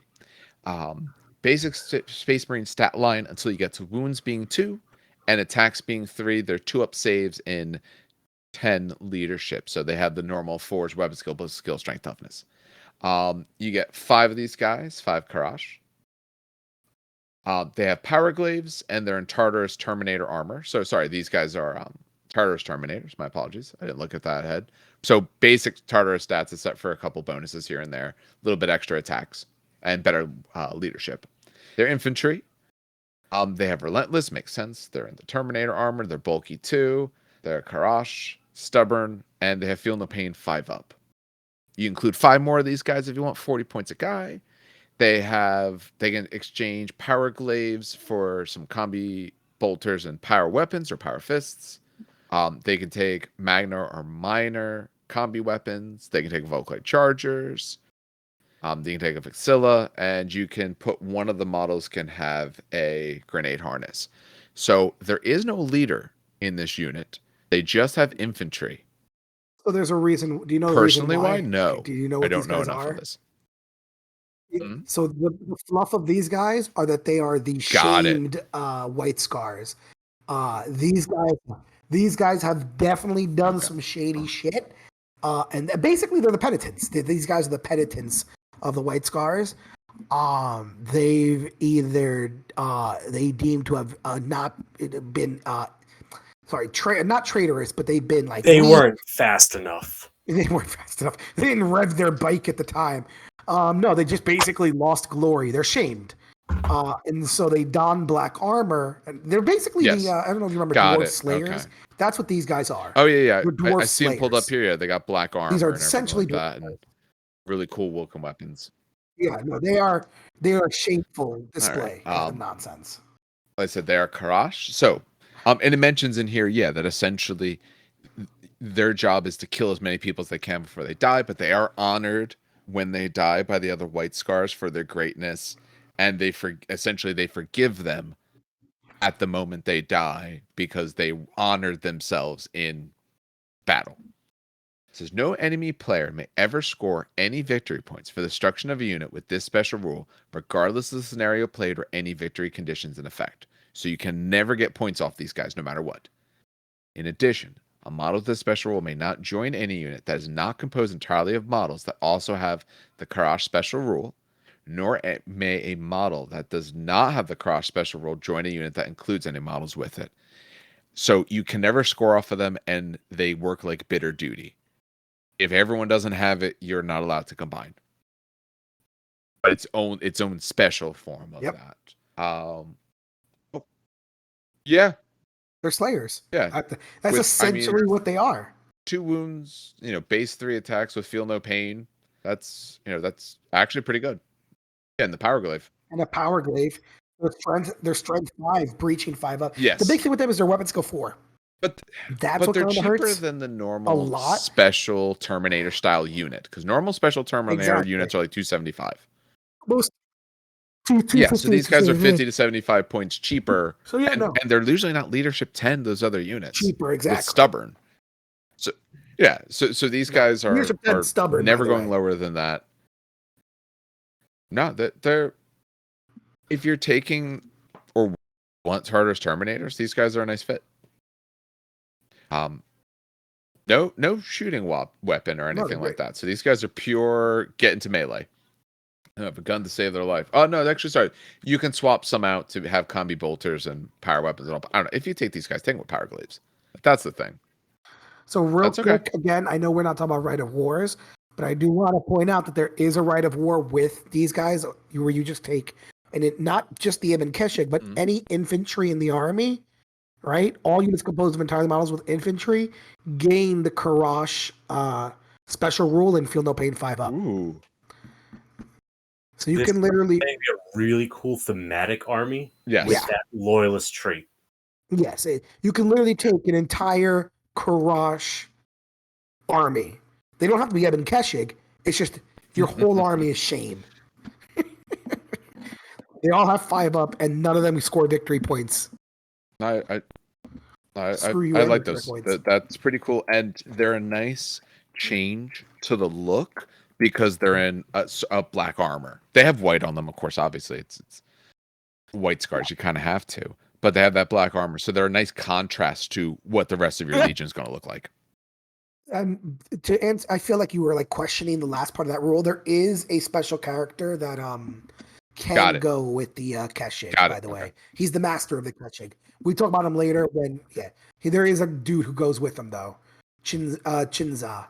That's why. So is he the worst of the Keshig because he fails to die? So that's like how that's what we said about Gotrek. The worst Slayer. Yep, Gotrek is the worst Slayer because the world ended and he still failed to die. It's the Gotrek Gurnison problem. For those who don't know who Gotrek is, he's either the most successful Slayer or the worst Slayer because he has killed everything from essentially Ratman to gods, but he hasn't died yet. He's actually become so good that he took over Grimnir's Grimnir's axe and became the god of war essentially. So he's either the worst Slayer ever known to mankind or the best Slayer. All right. Steve, you wanted these bikes? Yeah. The Kyzagan Landspeeder. Kyzagan. So the Kyzagan Landspeeder, it's 105 points, which is, not terrible. It's like a tactical squadron cost. It is move 15, including the bonuses. Weapon skill 4, ballistic skill 4, toughness 7. That's really nice. 4 wounds. Leadership 9, 3 up save. But that toughness 7 is really nice on a land speeder. It is armed with a bolt pistol, chainsword, power armor, and the Kyzagan assault speeder. What does that mean? The Kyzagan assault speeders have 1 carries assault cannon and 2 Reaper autocannons. It's an anti-grav heavy cavalry unit, so it floats over terrain, but it can't run, and it gets to reroll saves versus blasts and templates. It's a white scar, deep strikes, it's relentless, firing protocols 4, harbingers of the Legion, outflank, and hit and run. So we have a lot of deployment opportunities for this vehicle, but it's got a nice long-range armament, which makes it a beautiful augment to a bike army. Because this supplies all of your suppressive firepower while your bikes are running up the field. Because that's a lot of shots with Rending. Some people all those weapons are Rending. For those people who are saying why it's firing protocols 4 when it only has 3 weapons, you can give it 2 extra hunter killer missiles. That's why. Yes, and those do count as weapons. Yeah. Most people, what they do with this is that they outflank. You also have a bolt pistol. Don't forget your bolt pistol, Dan. Oh, God. Yeah, I'm sorry. Your bolt pistol, I forgot. How could I? There's lots of delivery options. There's lots of just lots of guns. It's I think 10 shots. Reapers are 2 shots each. Yeah, it's 10 shots with rending and a mix of strength 6 and 7. What is it? A Reaper autocannon? Reaper autocannon. Reapers and it carries. Cares. One thing to note, just as a general, when you bring it to the table, it is a harbinger of the Legion. This is a rule that not everyone has picked up immediately. What it means is that you are never scoring, and you are never denial. And you can never be joined by models that don't have this rule. But what you do get is you can re-roll all shrouded saves you make.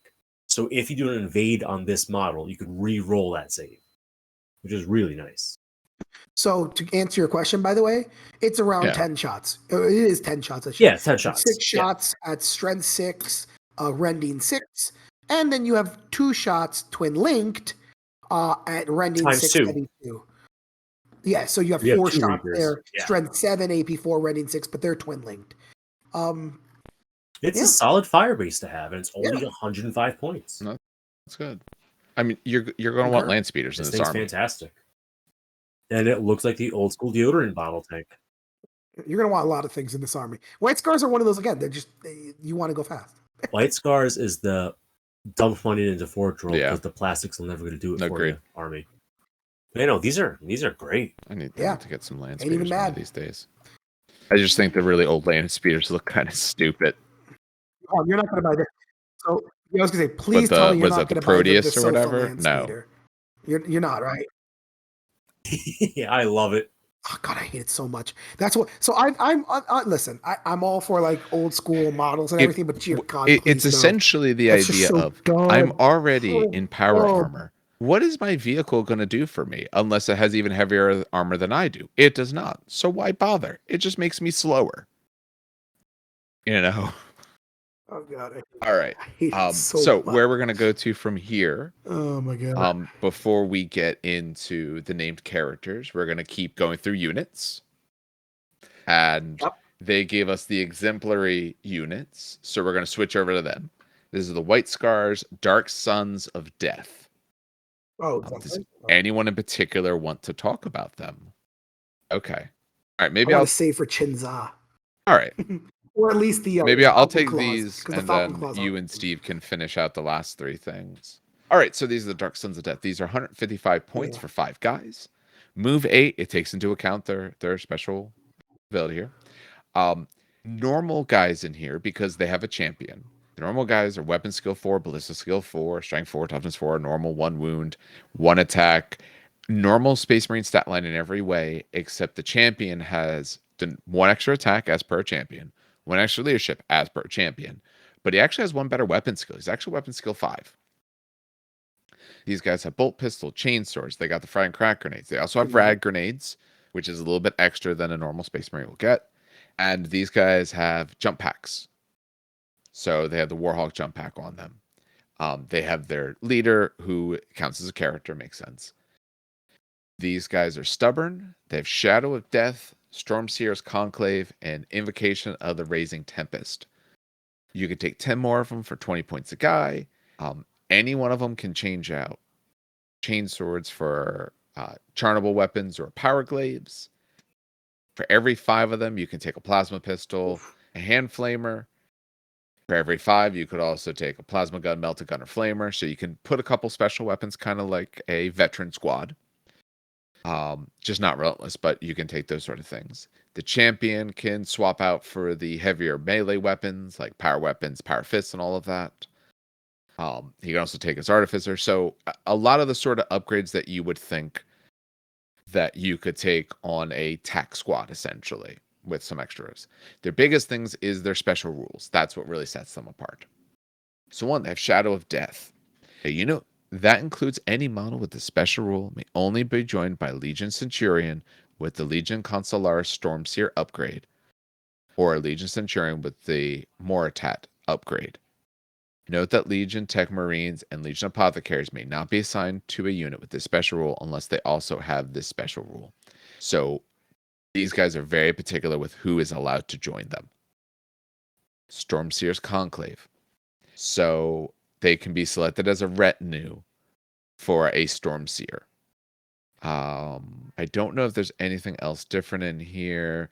They don't take up 4-star chart. If you do it this way, they're considered as part of the same unit as that leader. He can't leave. They must be deployed with the model as its leader. Yeah, so essentially they can be a retinue for your Consularis, for your Stormseer. An Invocation of the Raising Tempest. A unit with at least 1 model with a special rule gains the Fleet 2 and Rage 1 special rule for the duration of the current assault phase when attempting a charge against an enemy unit that they outnumber at the point the charge is declared. So you're better if you actually have more than the enemy. Which is iffy when you're looking at 155 points for 5 guys. Hold I'm on. listening. Hold on, though. Hold on. I'm gonna go. Don't I'm gonna tell go me a balls to 600 the plus wall point here. unit of Although guys or what something annoys like me, that. by the way. Yeah, I know where you're Okay, going. You're wait, like, hold if I on though. max You it knew where I out was for going. 500 points, they're good. First of all, you can only go to Yes. 15, which annoys me to no end. By the way, I should point out that irks me.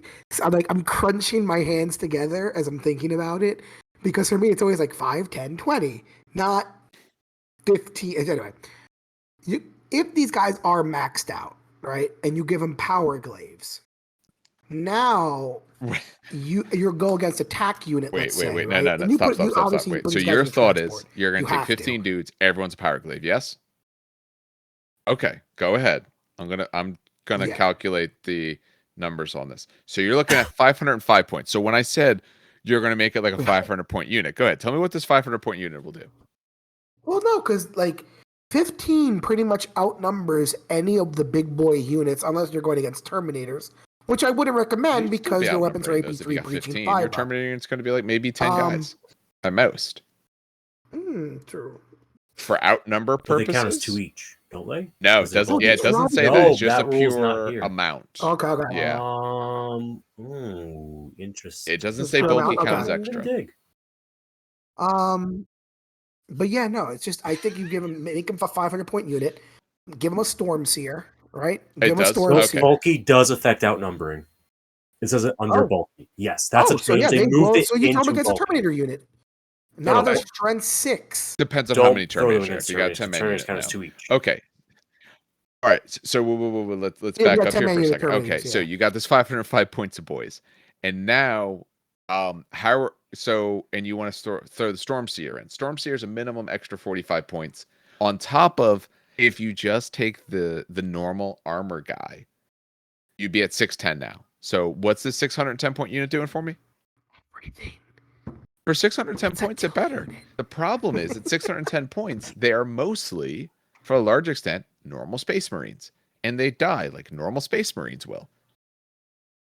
And they're going to die for 30 points a boy, which is the same cost as my Terminator base. For the love of God, shave off at least 5, if not 10, of those power glaives, because you will lose guys power away. glaives. Because the reason I'm taking the power glaive. So the reason I'm taking the power glaive. Although they actually do count as 2 models each because they have Warhawk jump packs. Which they do have war. But I also say they also have rad grenades. So now those power glaives are instant deathing. Yeah. All those power glaives are now instant death because they'll be hitting at strength 6. Oh, which reminds me, then your Consular also has to take a jetpack. Because otherwise he's going to slow him down. Which he can. They didn't say he couldn't, so he could take it. All right, don't give him a jetpack. Don't add the Stormseer here. Don't add the Stormseer. But no, you have 5 dudes with rad grenades who take power glaives. If they charge into a Terminator unit that's multi-wound, they instant death the Terminator unit before they attack. AP on the glaive, though, is 3. Yeah. 3. You're fishing for 5s, essentially.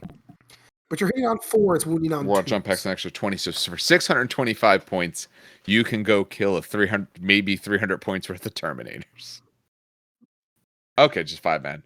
I just said take 5. Take 5. Take 5 and give them power glaives. The big thing is you're not getting one of the bonuses, but you're probably not going to be outnumbering people at 5. That's the only tough part. If you want the extras, you got to outnumber, and you're not outnumbering them at 5. No, they have to outnumber you. No. Yeah, you have to be outnumbering the enemy. Outnumbered. Read the Invocation of the Raising Tempest. No. Yeah, that they outnumber. Oh, that they outnumber. So, like, if they kill some of you on when you assault in, that part doesn't matter. It's when you declared the charge. Yeah. But 5 guys, you're probably never getting that. You got to take at least a couple extras. I think what you do with these is you throw them at like small units of Terminator squads because they charge in. They get 11 attacks. Did I do that right? Yeah, they get 11 attacks. Hitting on 4s, wounding on 2s. With any 5-ups being breaching, that kills 2-3 Terminators? With only 2 striking back?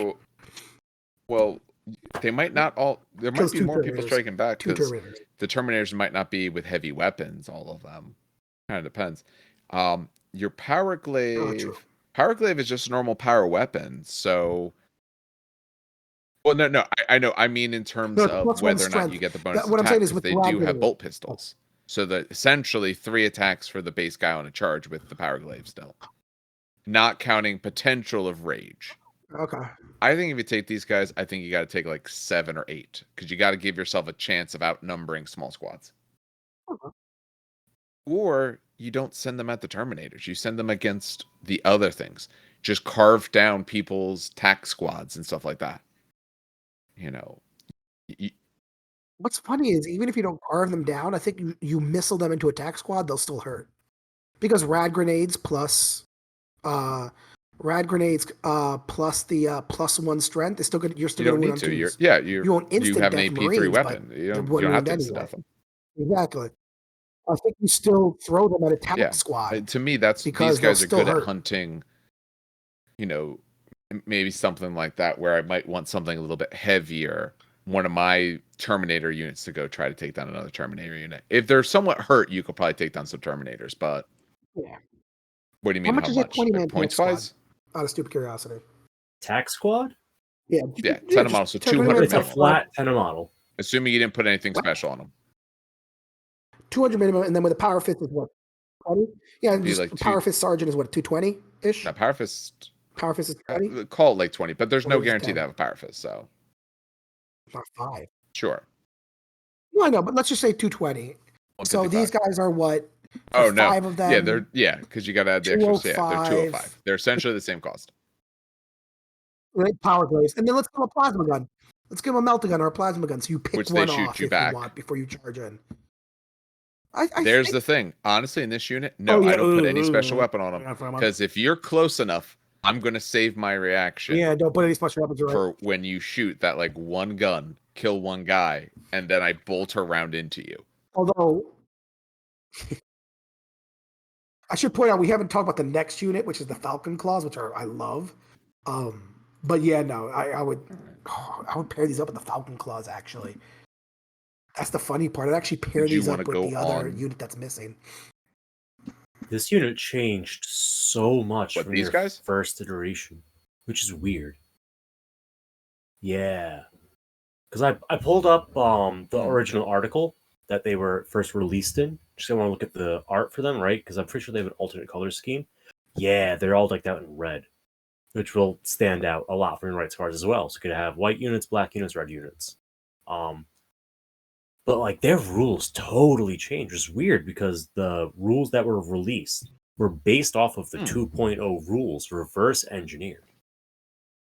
It's very interesting, like how much it's shifted in, I guess, image. Neat. I like what they did, but yeah, totally different. Just cool thing I know. But yeah, they're all painted up in red. They got some gold trim. They look almost like Blood Angels, except they have all like the white scars iconography.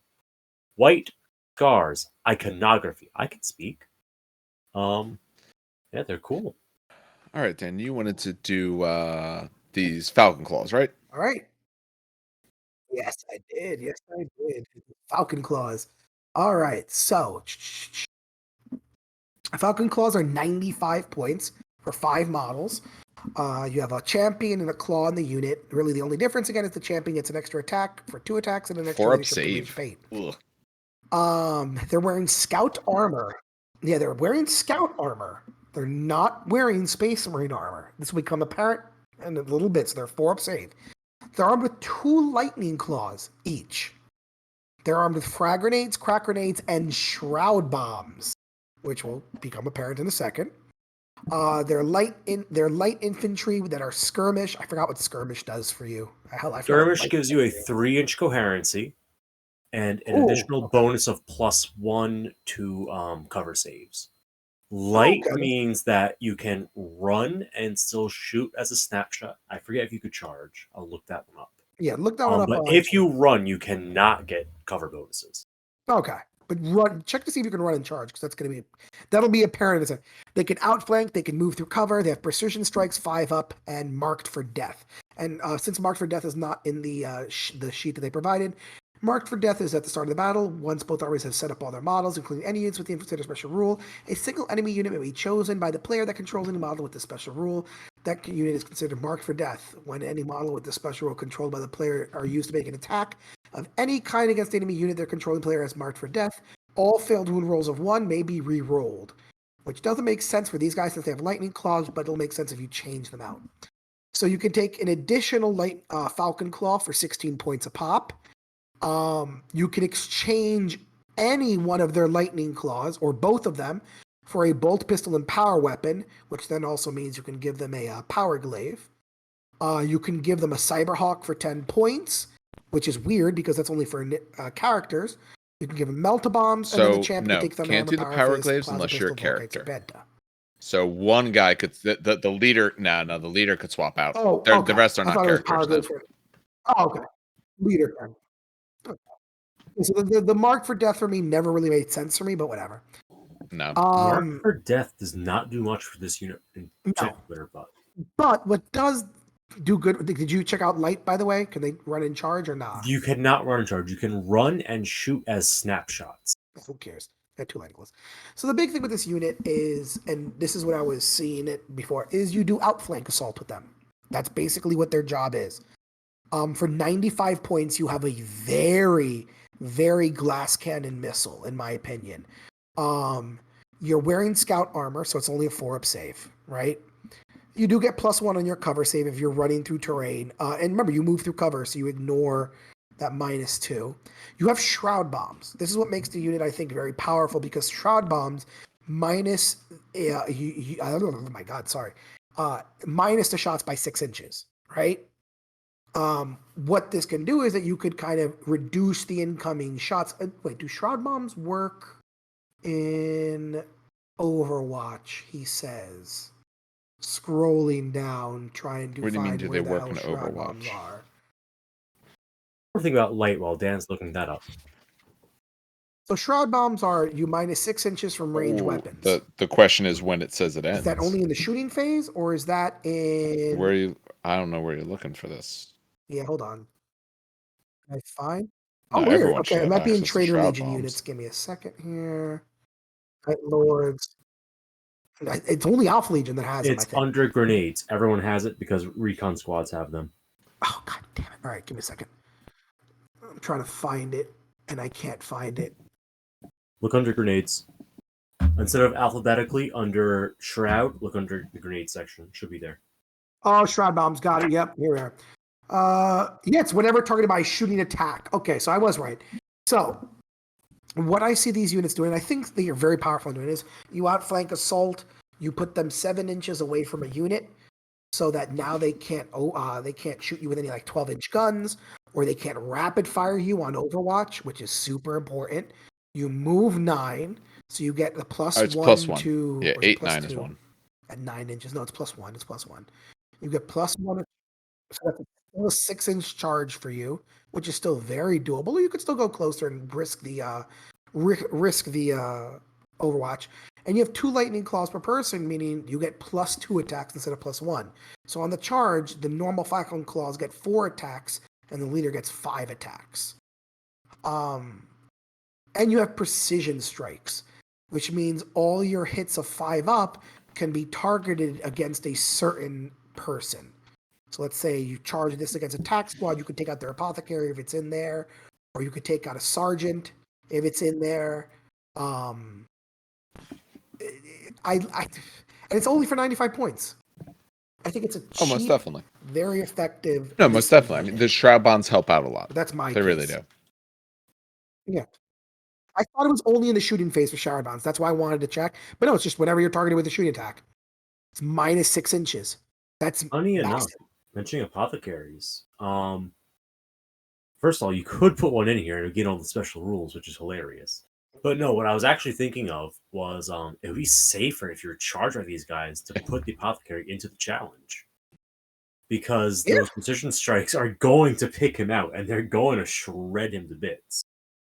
So I would absolutely do the challenge with the apothecary, ironically. If he gets fucked, at least he gets fucked by one person and not the other 4. Exactly. Because maybe the one guy's going to whiff. But the law of averages, the entire squad won't. Honestly, this is a squad I'd even max out. 95 plus, 16 it's times 5? More. Of course it's 16 and not like 15. 80. Because it's half of 16. And then plus 95. So yeah, 175? That's not bad.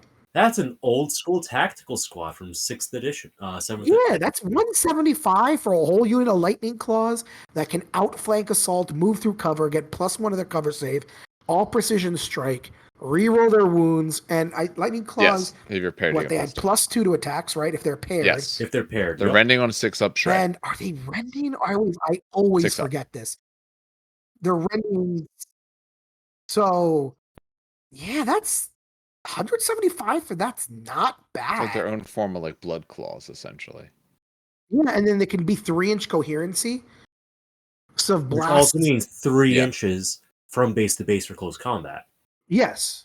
But no, as a Custodes player who used to play with 3-inch coherency a lot, because that's what Custodes had back in 1.0, that was amazing. Ask Steve how 3-inch coherency treated him and his blast templates. It didn't matter because I couldn't hit in the first place, and then you'd make all your 3-up saves anyway. That was So the the saddest. 3-inch coherency is irrelevant. Oh God. Okay, I didn't expect that response. But no, 3-inch coherency does actually. It sounds again, an inch doesn't sound like much, but it does make the difference, especially with a blast template. I'm not going to do the math. I'm sure Dave can figure it out. But if you can spread out an extra inch on all of your dudes, I think you lose like a lot of models on a blast. You go from, if someone has a bring in some engineering words, a standard hexagonal pattern, you're going from hitting 6, 7 guys to hitting 1 guy. If it's a line, you go from hitting 3 to hitting 1. Jesus. Okay, yeah, so no. Also, remember, they can take a Cyberhawk. Oh, which take is a Cyberhawk. really interesting in my opinion. Plus Because the Cyberhawk, remember. Oh, yeah, that's right. I forgot about so the stupid essentially they're Cyberhawk. at charge plus So 2. that's another, what, +1 to their charge? Because they're a 9 move. So then, yeah, definitely you put them at 7 inches. You outflank assault them 7 inches. No one can rapid fire you back. This is I put them at 7 inches and you have a 5-inch charge. And also, I would hold have on. Stormseer with these guys and not the Dark Suns. Oh, Because geez. these And no, guys, you imagine also- these guys with Fleet 4 Oh my God, Fleet or even Fleet 2. Fleet 4, and then Well, Dave, they already have. they also reroll failed hit rolls hit of 1. rolls, yeah. The big thing. So Hit No, rolls? that's in shooting Why only. hit Yeah, rolls? with Cyberhawks Cyberhawk. only happens in shooting. These guys Oh, don't have a gun. with the Cyberhawk. Yeah, like that doesn't sound right. Yeah. I mean, you could have a gun. Although if you Yeah. did take the we're making Stormseer, sure you you get wouldn't Dax, get yeah. their ability the turn that you come in from outflank, because it is when instead of moving, you had to spend your move to get on the board. But Yeah. that's true. Yeah. Okay, then Yeah, he doesn't riding up have on to a start fleet with them. next He to could just them get and near pop the them. power off. Outflank assault is you have to. It's turn 1. You tell the opponent what side you're choosing. Turn 2. No, Everyone comes in. before the no, you're thinking Titanicus. Yeah. So the way Outflank works in this edition is after deployment, before infiltrators and scouts, the Outflank assault location is indicated with a marker and like, hey, this is where assault is coming from. And you roll for them, and when they eventually show up, you roll a die to see if it's ordered or disordered. If you roll a 1, it sucks for you, and your opponent can move the marker, I believe, up to 12 inches along that table edge. Now, all the table edges are open, but your opponent gets to move it 12 inches. If it is a 2 or higher, you get to move it. And you walk onto the board from that point with all of your outflank assault units. Yeah, and you can assault from outflank, which is different because Yes, you outflank can. is the one Outflank causes pinning. Wait. Also causes pinning. Ooh. Like a deep strike. Yeah, no. I 1,000% would put I like these guys a lot.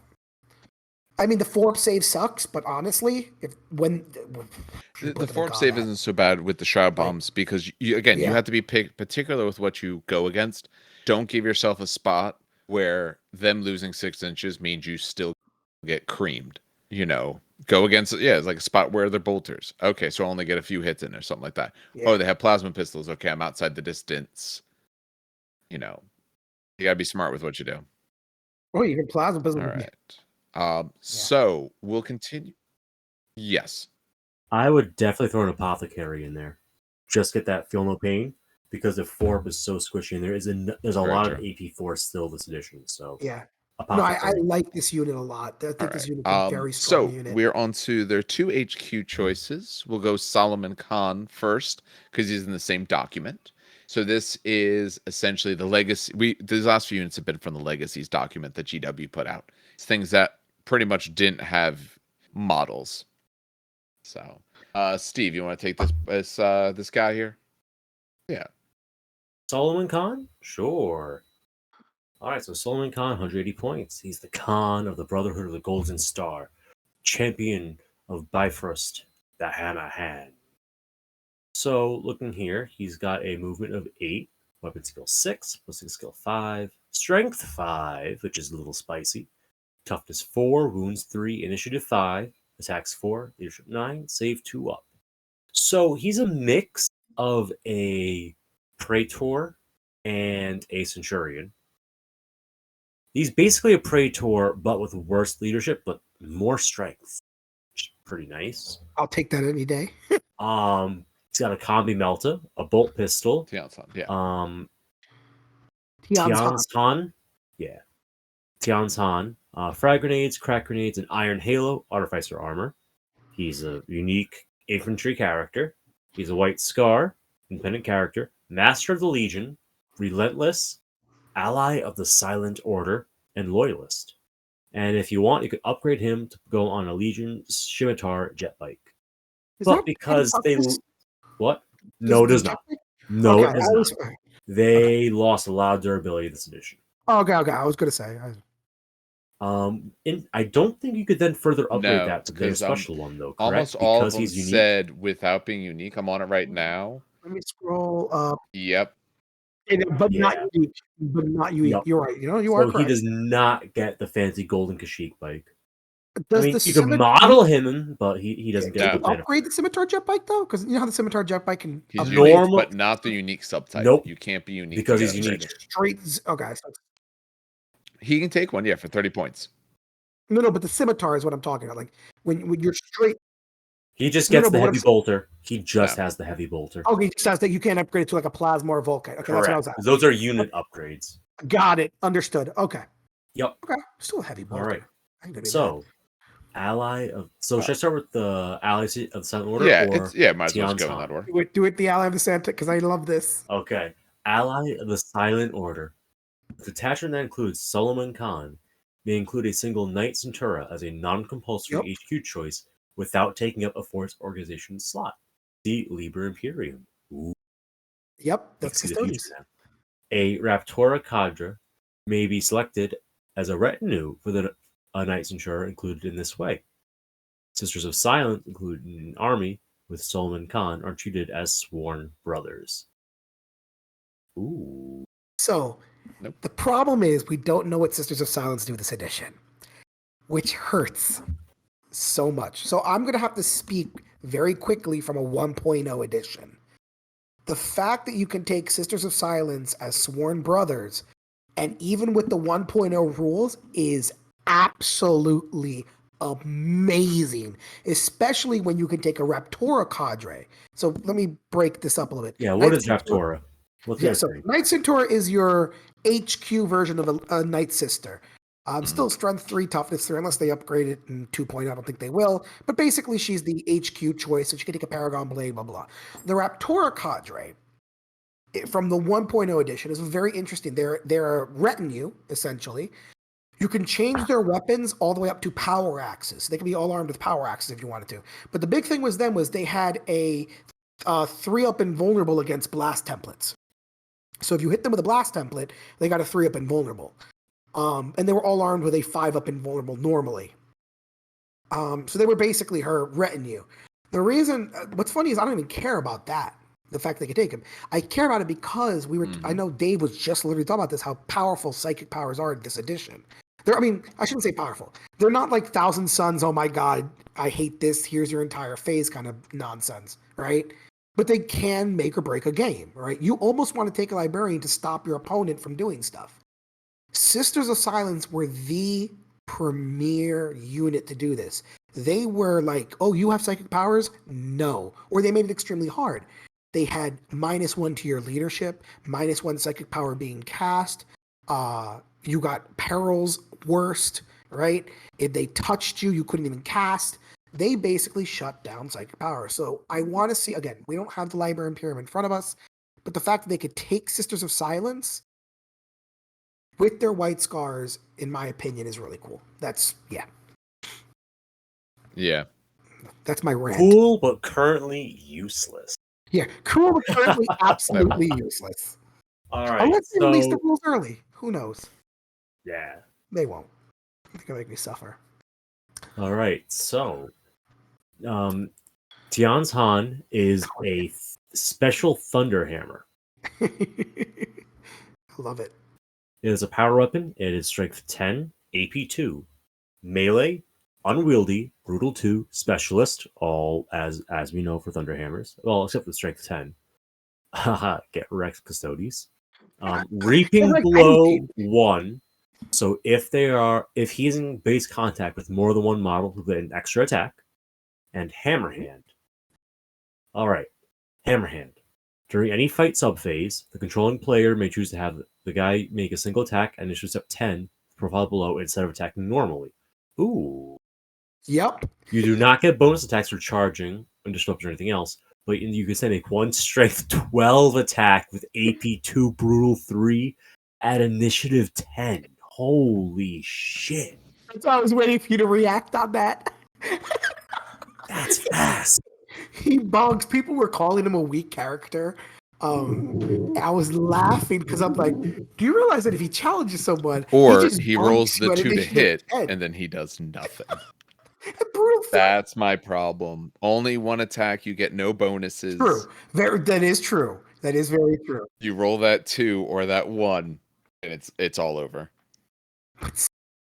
But the bonk, Dave. I mean, it's the cool. bonk. What it boils down to is you get several attacks at initiative 1 or 1 attack at initiative 10, and you have to figure out what does it matter. Like, if I go to initiative 1, am I going to be dead first? If so, hit him at strength 12. You're going to double out most things that you'd say be in a challenge with anyway, and just hope you don't miss. Yeah. No, I find, so is it useful? Probably not. Is it absolutely hilarious? 100%. Yeah. He literally, The fact it he goes reminds me of initiative the 10, it Super is Smash useful, Brothers 'cause again, hammer. you might be stuck in a challenge with, I mean, you can still be stuck in a challenge with someone even up to toughness 5, and I could still W you out, and you're taking 3 saves, and I will kill you. Again, it's not guaranteed I'm going to hurt you, but if I can hit, you're most likely hurt, and you need to make 3 saves, you're most likely going to kill you, unless you're Eternal Warrior. So, it gives you that big moment, but if you need it, because you're not going to survive their swings back, because you're only 3 wounds. If you're not going to survive what they might do to you, to wait till initiative 1, it could absolutely be worth it. Scimitar Jet Bike doesn't add anything to you, right? I remember it used to modify. Just a heavy bolter and fast. So it doesn't give you toughness or wound, right? Nope. Okay. I just wanted to make sure because I remember it used to do stuff like that. At least I remember. But I wanted to make sure. That's weird. It used to add the toughness. That's really weird that it doesn't.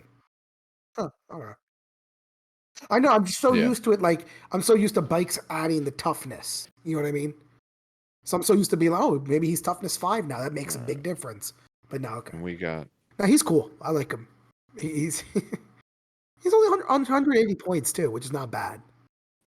I think it's pricey, but and honestly, if I can speak candidly, I think the pricing. I'm sure part of it his price is because of that. Has to. I'm actually not joking about that because and the only reason I say this, Dave, is because Sisters of Battle in the Custodes Codex are the only ones with an assault vehicle as well. All right. So they're Dune. I like to call it the Dune Worm. You know what I'm talking about, right? You've seen it. The black, the Dune Worm is an assault vehicle. So I would can he wait? If there's Sworn Brothers, does that mean he can go in the Sisters of Silence squad? Yeah, the book's words it as even though you can join the squads, you still can't get in each other's transports. Nope. They thought of the rules before you did. I was so ready for him to ride in it. I was so ready. I was like, he jumps out with the fucking Knight Centura out of an assault vehicle. Sup, bro? He's on a bike. He can keep up with the vehicle, and then he can join them when they come out. Oh, absolutely. And I'm hoping that Sisters. I mean, they're anti-psyker anyway. I want to see what they do in this new edition because a lot of stuff they do no longer works. You know what I mean? Before it was -1 or -2 leadership, which now does work against psychic powers, right? But then they also used to reduce the dice for psychic power, which doesn't exist anymore. They used to reduce the amount of psychic powers gained, which which doesn't work anymore. So I'm wondering what they're going to do with them. They will when I that just book wish comes out, GW like would end of give the us year. some, like, just anything. Just Unfortunately. literally, give me a shit. I know. I'm hoping they don't wait that long for Demons. I know Mechanicum is out next month, but they don't have new things to give them, so I don't think they're in any rush to get them out. They don't have anything to give them. Demons don't have a so remember, I think we're talking about Demons don't have a range. They just literally said, here's the base size. Yeah. Here are some models you can use for this. All right. So last guy. Yeah. All right, let's do this. Last guy, probably one of my more favorite ones, the shamed one, either the best Ebon Keshig in the world or the worst Ebon Keshig in the world. We're not sure. So Qin Xa, Master of the Keshig, chosen of Kyzagan. Movement 8, that again includes the extra, by the way. They all do. Weapon skill 6, bliss skill 4, strength and toughness 4, 4 wounds, so he's chunky. Initiative 6, I think that's a higher Praetor, I want to say. 5 attacks, leadership 10, 2 up save. He's armed in Terminator armor, Tartaros. 5 up. He has a Tartaros is 4 up or 4 5 up for Cataphract. Okay, so there we go. I was gonna say, why does he have an iron halo? Okay. So Tartaros armor with an iron halo.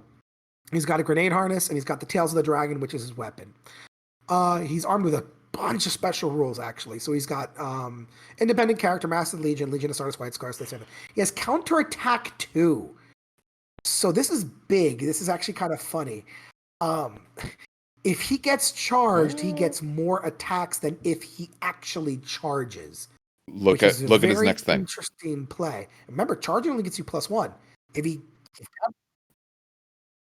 Furious Charge is only 1. Oh, okay. Furious Charge is also bonus strength, not attacks. It's bonus strength, not bonus attack. Yeah. So it's a rage for bonus attacks. Yeah, it's a rage. Yeah, I know because I'm corn. Counterattack 2, Furious Charge 1, so he goes +1 strength if he does charge. Bulky 2, Relentless Stubborn, Master of the Keshig, which is a special rule, and Chosen of Kyzagan. So the Warlord trait is Chosen of Kyzagan. Basically, this means if Qin Xa is the armor's warlord, once per battle, the controlling player may choose to either bring a single eligible friendly unit or group of friendly units assigned to a deep strike assault or flank assault into play from reserve automatically instead of rolling or have it remain in reserve for that turn. This may not be used to bring in a unit into play on a turn when reserve rolls could not normally be made for them. So you can't bring it in turn 1, essentially. In addition, an army whose warlord has this trait may make an additional reaction during the assault phase as long as the warlord has not been removed as a casualty. So once a game, he gets to basically choose, or if you want to hold it off, but you can single choose eligible friendly unit on. Or a group of friendly units assigned. Oh, or a group of friendly units. Okay, so you can actually choose everyone. Mm-hmm. Okay. Group. Yes, or you group. can choose how many you want. Yeah, that's what I was going to say. Oh, yeah. This is, I think, exceptionally powerful. This is exceptionally powerful, especially if you have like the jet bikes, which can deep strike. Hold on. Let me pull up their unit subtypes real quick. Oh, it's not even unit subtypes. It's actually like unit profiles. Sky Hunters have deep strike, and bikes don't have anything, I think. They have scout. Oh no, so they can outflank as well because they have scout. So your entire army you can choose when they come on. And it's outflank or deep strike assault, by the way. It's not and, yeah, really I should good. point out. That is so nice. Exactly. I was going to say, this is amazing. I watched a poor White Scars player this weekend in 2 consecutive games fail every single reserves roll and be forced to use the automatic turn 4 roll. And now this imagine was if in what's it called, the right word? The Chagorian Brotherhood, where all your infantry must be in reserves. So he was struggling big time. Yeah, you take Qin Xa. So this warlord trait, I want to say, is a very powerful one. Definitely A tier if we're tiering them.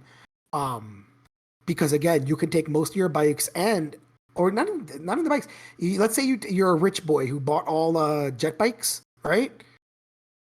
Put them in deep strike assault. Choose when they come in. Like that's really they be like, oh, you think they're coming in turn 2? No, they're coming in turn 3. That's just powerful. That's really stupidly powerful. So I remember a Deep Strike little Assault. You potential can problem with actually what you said assault there. out of Deep Strike So Assault. once, so you either, so it's that unit or multiple units. Oh, what? And you can bring them in automatically instead of rolling, or have it remain. So if it would be turn 2, you could choose to make them remain, but it's only once per game, so you can't decide they come in 3. They just get to roll on 3 instead of attempting the roll on 2. Yes, you can. But it might be funny that your Yeah, opponent you could like stop 'em positions for on a turn turn. 2 to deal with it coming in. Then it's you spend an extra turn. Yeah, you spend an extra turn just shooting him because he's not shooting you, or he's positioning for you for the big incoming hit. You know, I like this a lot. It's very, very white scar, very tricky. I love it. And plus, you get an extra assault phase of reaction, which is amazing. Because that's Disorder. what? That's Overwatch and damn it.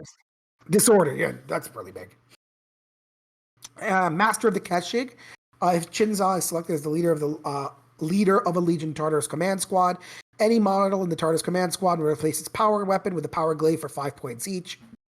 So this is the funny part. He can't be taken. This has always been a joke, by the way, with the community. No. He actually can't be taken with the Ebon Keshig, but he kind of makes them de facto Ebon Keshig, which is weird. Like, they're not stubborn leadership 10, but they kind of are armed with the same thing. So I always thought that was hilarious. 5 up. But that's also pretty good. Tardos is again the 5 up, I believe. Correct? Oh yeah. Yeah, but no, what I'm saying is if he's in a command squad for Tartaros, they're all armed with power glaives now.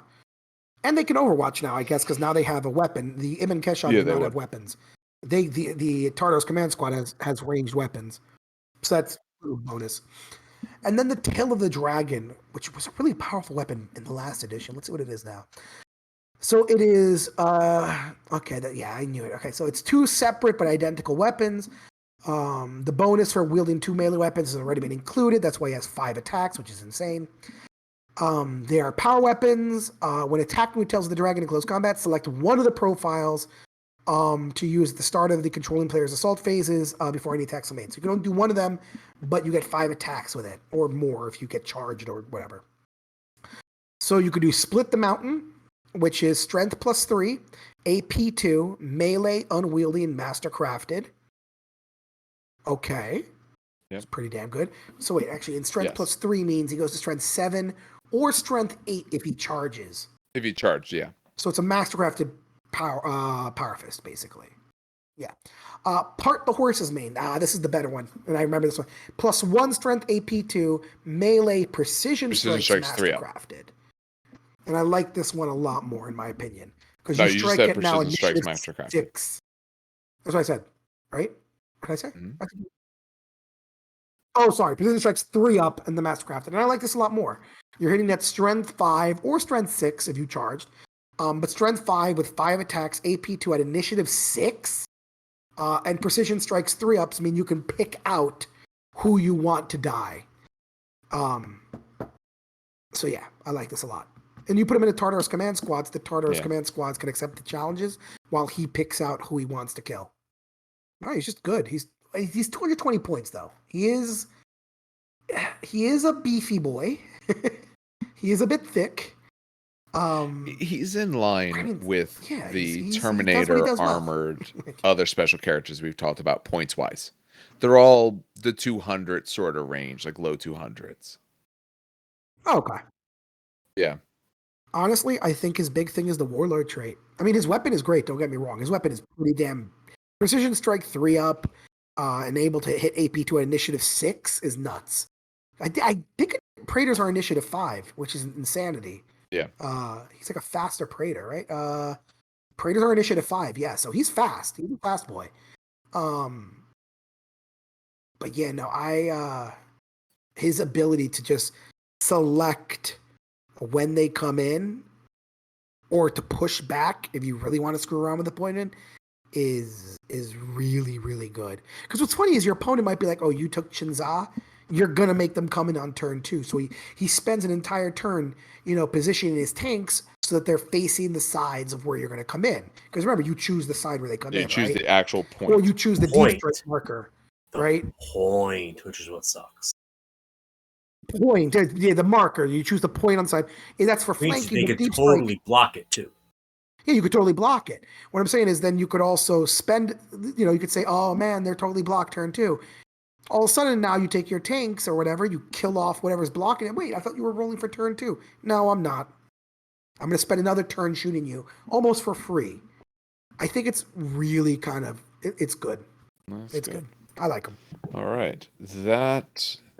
So that gets us through White Scars things. So overall final thoughts on the Legion itself. I have not played against them, so I mean I have to look at it from an outsider perspective at least.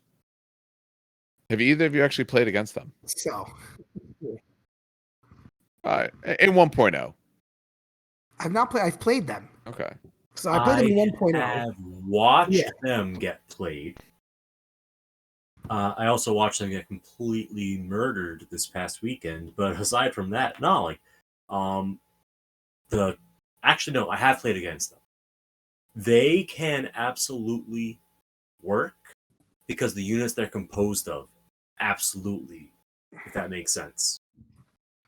Like Golden Keshig are great. Kyzagans are great. Even a normal Outrider bike squad, load them up with plasmas, they're great. The base unit, I think, isn't so much because it's only toughness 4 now, only 1 wound, only a 3-up save. But I mean, you build the army around White Scars. You could take the Twin Link plasmas on every single bike in an Outrider squad, and now they're going to be line troops in a Dragorian Brotherhood list. The army just has so much potential. Like it's outflank. You can play it fluffy and be absolutely lethal with it. Yep. And I think Steve hit the nail on the head. You have to this is so as much as I hate to say this coming from 40K, I think this is a Legion you have to buy to build for. Not like buy to win. It's not pay to win. Let me rephrase that. I'm not saying pay to win, but this is the Legion where but like when I say buy to play, it almost sounds like, pay to win. That's not what I'm saying. What I'm saying is basically it depends heavily on the units you have, and these guys are going to rely on the non-plastic shit. They're gonna want Outrider bikes. They're gonna want Scimitar jet bikes. They're gonna want land speeders. They're gonna want assault marines. Assault marines in this list are insane. Assault marines with a Stormseer are absolutely insane. But just even because even assault marines, what is a jet bike when you want to move away? It's like the advanced reaction. You move 12. 12 inches for a jet 12. bike? Jump pack? Is it 12? 12. Yeah. Imagine 40 assault marines, and you're ready to assault them, right? You're ready, and they each jump 12 inches away. That's it's insanity to me. It's insanity. And the fact that the Outriders get hit and run built in, and the jet bikes get hit and run built in. So let's say they charge you, right? You can just hit and run out of combat. You're not sometimes people will charge in just to save their units from the subsequent shooting phase. You just leave. I mean, it's a 50-50 shot. Yeah. No, it isn't. Sorry. Yes. Yeah. Essentially, 67%. You need a 4 or under. So 66%. Did I do that right? No. Yeah. 66%. But I mean, more often than not, you're going to run away, and then you leave them square out in the open doing absolutely nothing. Now, hold on. I wonder if they change hit and run. Can you, if you hit and run out of a squad, can the enemy squad then reformat, or are they just stuck like that? They actually could chase you, if I remember correctly. Hold on, hit and run. I'll read it out loud for you guys, so that way. Hit and run. There it is.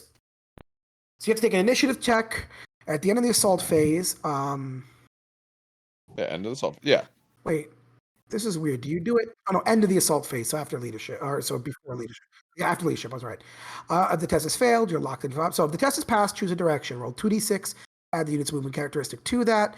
As long as the distance rolled in inches is sufficient allowed to the unit to move over 1 inch away from enemy units that are locked in combat with it, the unit breaks away from combat and must immediately move the number of inches in that chosen direction equal to 2d6 plus the movement result. So it's 2d6 plus your these movement, bikes, by the way. So for a bike, it's what, 2d6 plus 15? Their bikes are faster. Yeah. Yeah, outrider bikes. Yeah. Oh, Jesus. 2d6 plus 15, so you'll be getting away. You ignore all models that were locked in combat. No sweeping advance rolls are made. And yes, you do get, okay, so they did add that. So enemy units may consolidate the number of inches equal to their initiative. So you can kind of reformat after they leave, but still, they're gone now. You're open to being shot. Like, I can see a list. I can, like, in my head right now, I can build a list with outrider bikes, some jet bikes, and ironically, some of a Kratos or two, just for some anti-tank. They're great. That to me is they are more buy to play, but they're great. Yeah, it's a theme anyone can when do. I look at this, I think do it that little bit better. They do a lot of things very good. I think their special rule is nice and simple to use. It's really going to help you out. It's a lot more forgiving than some others because extra movement means if you made a mistake before, you can correct it easier. Their advanced reaction is just all around good. Some of these advanced reactions are very particular. You don't know when to use them. Maybe you won't use them. Theirs is just very nice. They get close to the line. Okay, you get to move everyone all around. The biggest problem this army is going to have is that what they currently have out mainline for the game doesn't really support the army well at all. You can use it. Obviously, you can take the main Heresy box and paint it up white, do white scars, do all that. That's fine. But that's not really the theme of the army. That's not the look of the army. It doesn't really work with the rights of war as much. And let's face it right now, if you want the other stuff, most of it's sold out in Forge World because they're, I guess, repackaging it, going to plastic with some of it, who knows what. But if this is the army you want, you can't really support it well. How many? 40 Marines. How many Marines do you get in the starter box? 40? So this is what I would say. Cheapest way. You buy the box. So now you have your Contemptor, you have 40 Tactical Marines, which I'm going to change in a second. You got your Terminator Spartan, which is a good choice anyway, because now the Terminators move quicker, right? Hell, you can paint the Terminators black. Make them Qin Xa's retinue, and then you could yeah. Like, no, they cannot be Ebon Keshig because they're cataphracted. No, they're cataphracted. But what I'm saying is oh, they're right. You need Tartaros. They're cataphracted in the squad. You are right. But what I'm saying is find yourself a 3D printer or a bits maker, and you buy yourself 40 Assault Marine jump packs. And I think instantly when you do that, you have now just made it infinitesimally better. The big thing is you need the arms too. All you literally have is body. Don't get the arms. Body and some legs. You have the wrong arms. Oh, that's right. And it's not that the Terminators are bad that you get. Maybe that's. But Tartarus Terminators fit this army so much better than Cataphracti because your whole concept is speed and movement, and the fact that Cataphracti are slower, can't run, and can't try to catch someone just feels a little off for this army. It's a slow element. Is he? That said, their special Praetor model is a Cataphracti. Because fuck you. Yep. Because Forge World made the brilliant decision that whenever a unit for a Legion is in Terminator armor, their Praetor should be the opposite armor. The only one that did not get that treatment is the Dark Angels. Because obviously you're going Cataphracti with Dark Angel. But for everyone else, if their Terminators are Cataphracti, they got a Tartaros Praetor. If their Terminators are Tartaros, they got a Cataphracti Praetor. That way, you always have a Terminator sculpt specific for your Legion in a armor mark. Oh yeah, it's a Cataphracti model. It's got a big old hawk on the arm. So I'm looking at that. Blood Angels, theirs is Tartarus, and their Crimson Paladins look to be Tartarus as well. Oh yeah, you're right. Okay, that's weird. They have like Cataphracti shoulders, but they look almost more rounded. In the picture, it was hard to tell the difference. Yeah, Is that the thing? Oh yeah, If I because look they're at all each of these? stylized and Oh man, customized. I'm not Those gonna are do that right now, cataphractal. but I'm gonna keep going through. Now I want If to you test got them. them at all. Yeah, now I kind of want to test this, So but I'm like, wait a minute, hold on. all right. 26 Spaceballs. That's I'll so check weird if that's Spaceballs the real quick. case. How about that? Why would they I'll go do that? Spaceballs. Why do Let me they see hate here. people? So Because they want you to Spaceballs. buy 5 of the Praetor to make one basic squad. Oh my god, yeah, you're right. Because no. A Vargir Wolfguard If you click cataphracti. in, you can see it Are better. they? Is that Tartarus or is that cataphracti? I can't tell because Is the banana fur distracting you? Wait, what's distracting yeah, you? it is. That's actually what I'm trying to figure out. God damn it. Hold on. No. There we go. So the Varigir Wolfguard Terminators are cataphracti, and Okay, the so they Space don't Wolves all Legion mismatch, but there's Praetor more is mismatches than you would cataphracti. They think. do match. Yeah, those are cataphracti. Okay, so you look at the Blood Angels. Correct. Like Blood Yes. Angels, the guys in Tartaros, the squads in Cataphracti. Oh my god, I still hate this the way this guy looks. White Scars, their guy is, if I could find him. Yeah, no, that is very, very much Cataphracti. Yeah. That's hilarious. I do think, but here's the thing. Could you, okay, so Steve can maybe correct me on this more because I don't know this. Outrider bikes aren't Heresy specific, just like the 40K bikes aren't Heresy specific, correct? I mean, I know the riders it's a contentious debate. There's the riders are 40K. So there's nothing saying that the 40K bike was not around, right? It is not explicitly excluded, but it's also not specifically included. You have the same debate about the 40K jump packs. It's like, are they in? Are they out? We don't have concrete answers 40K jump way. packs are in some of the Heresy images, though. Yes, but there's nothing saying they're in. You know, it's like that. It's that weird gray area. My stance is if you convert the legs by either shaving them down to Mark 6 or starting them up to be Mark 5, then I think you're good to go. Because it's just a piece of war gear, and it's not explicitly something that was not around. Like, officially, the Godwin pattern bolter, the 40K tactical marine bolter, is part of the Heresy. Like, that is in. It's in the pictures, but it's also on the Legion Scout Squad. So yeah, no, that's good. But we don't have confirmation either way about the bikes. I say you're good to go. Just I would say yeah. So you could maybe find some cheap. Replace the torsos, shave the knees, swap the heads, and you're good. I was gonna say. I know for a fact. Just put in the effort. Yeah. So yeah, that'd be kind of an easy little project to do because I know those bikes are stupid cheap online because no one takes second hand. Yes, from the store. No. No. That's what I meant by when I said online. I inadvertently also meant to say second hand. Maybe fill them out with like some of those bikes. And you can stick the plasma guns right on top of the handlebars. It's not called a mantle. I want to say it's a mantle, but it's not.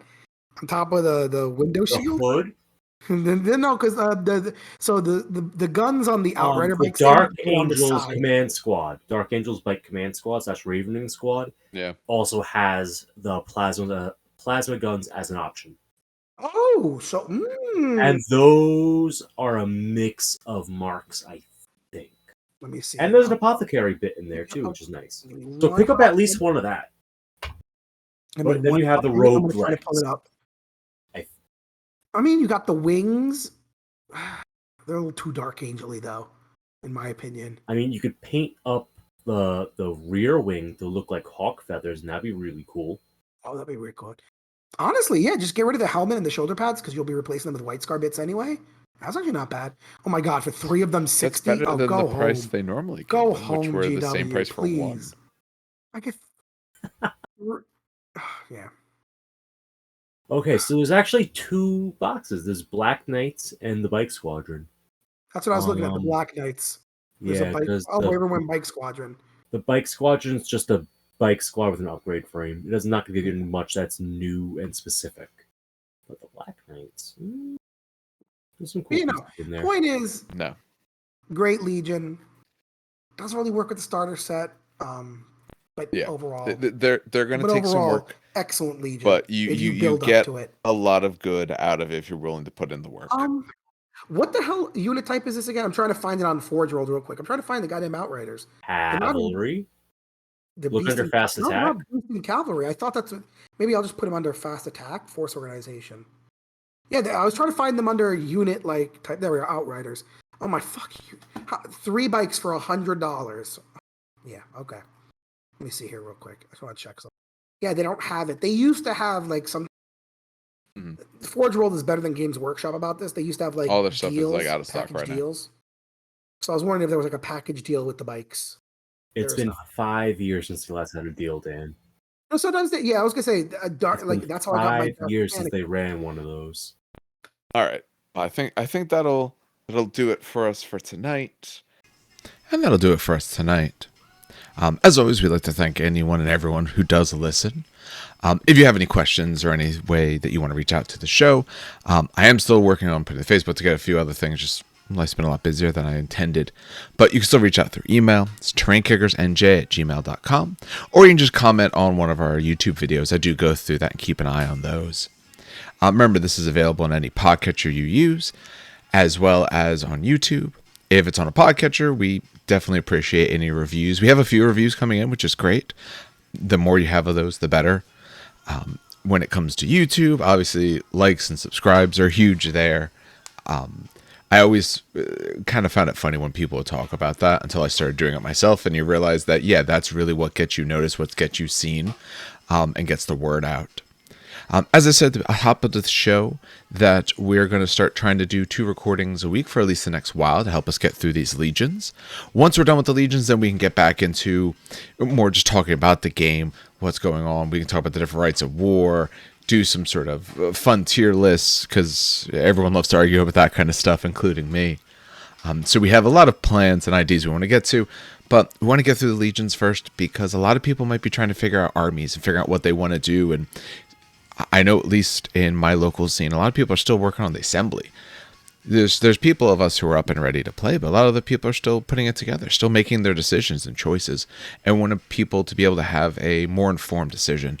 I know, at least for me personally, when I started 40K, I listened to, I don't know, half a dozen or more podcasts related to the armies and everything like that. In particular, I listened to the independent characters, who at the time they had a essentially overview of every army. So listening to that is what really helped me decide. So we want to be able to be a resource like that for people as well. All right, well, that's plenty enough for tonight. On behalf of everyone here on the show, have some good hobbying and some great gaming.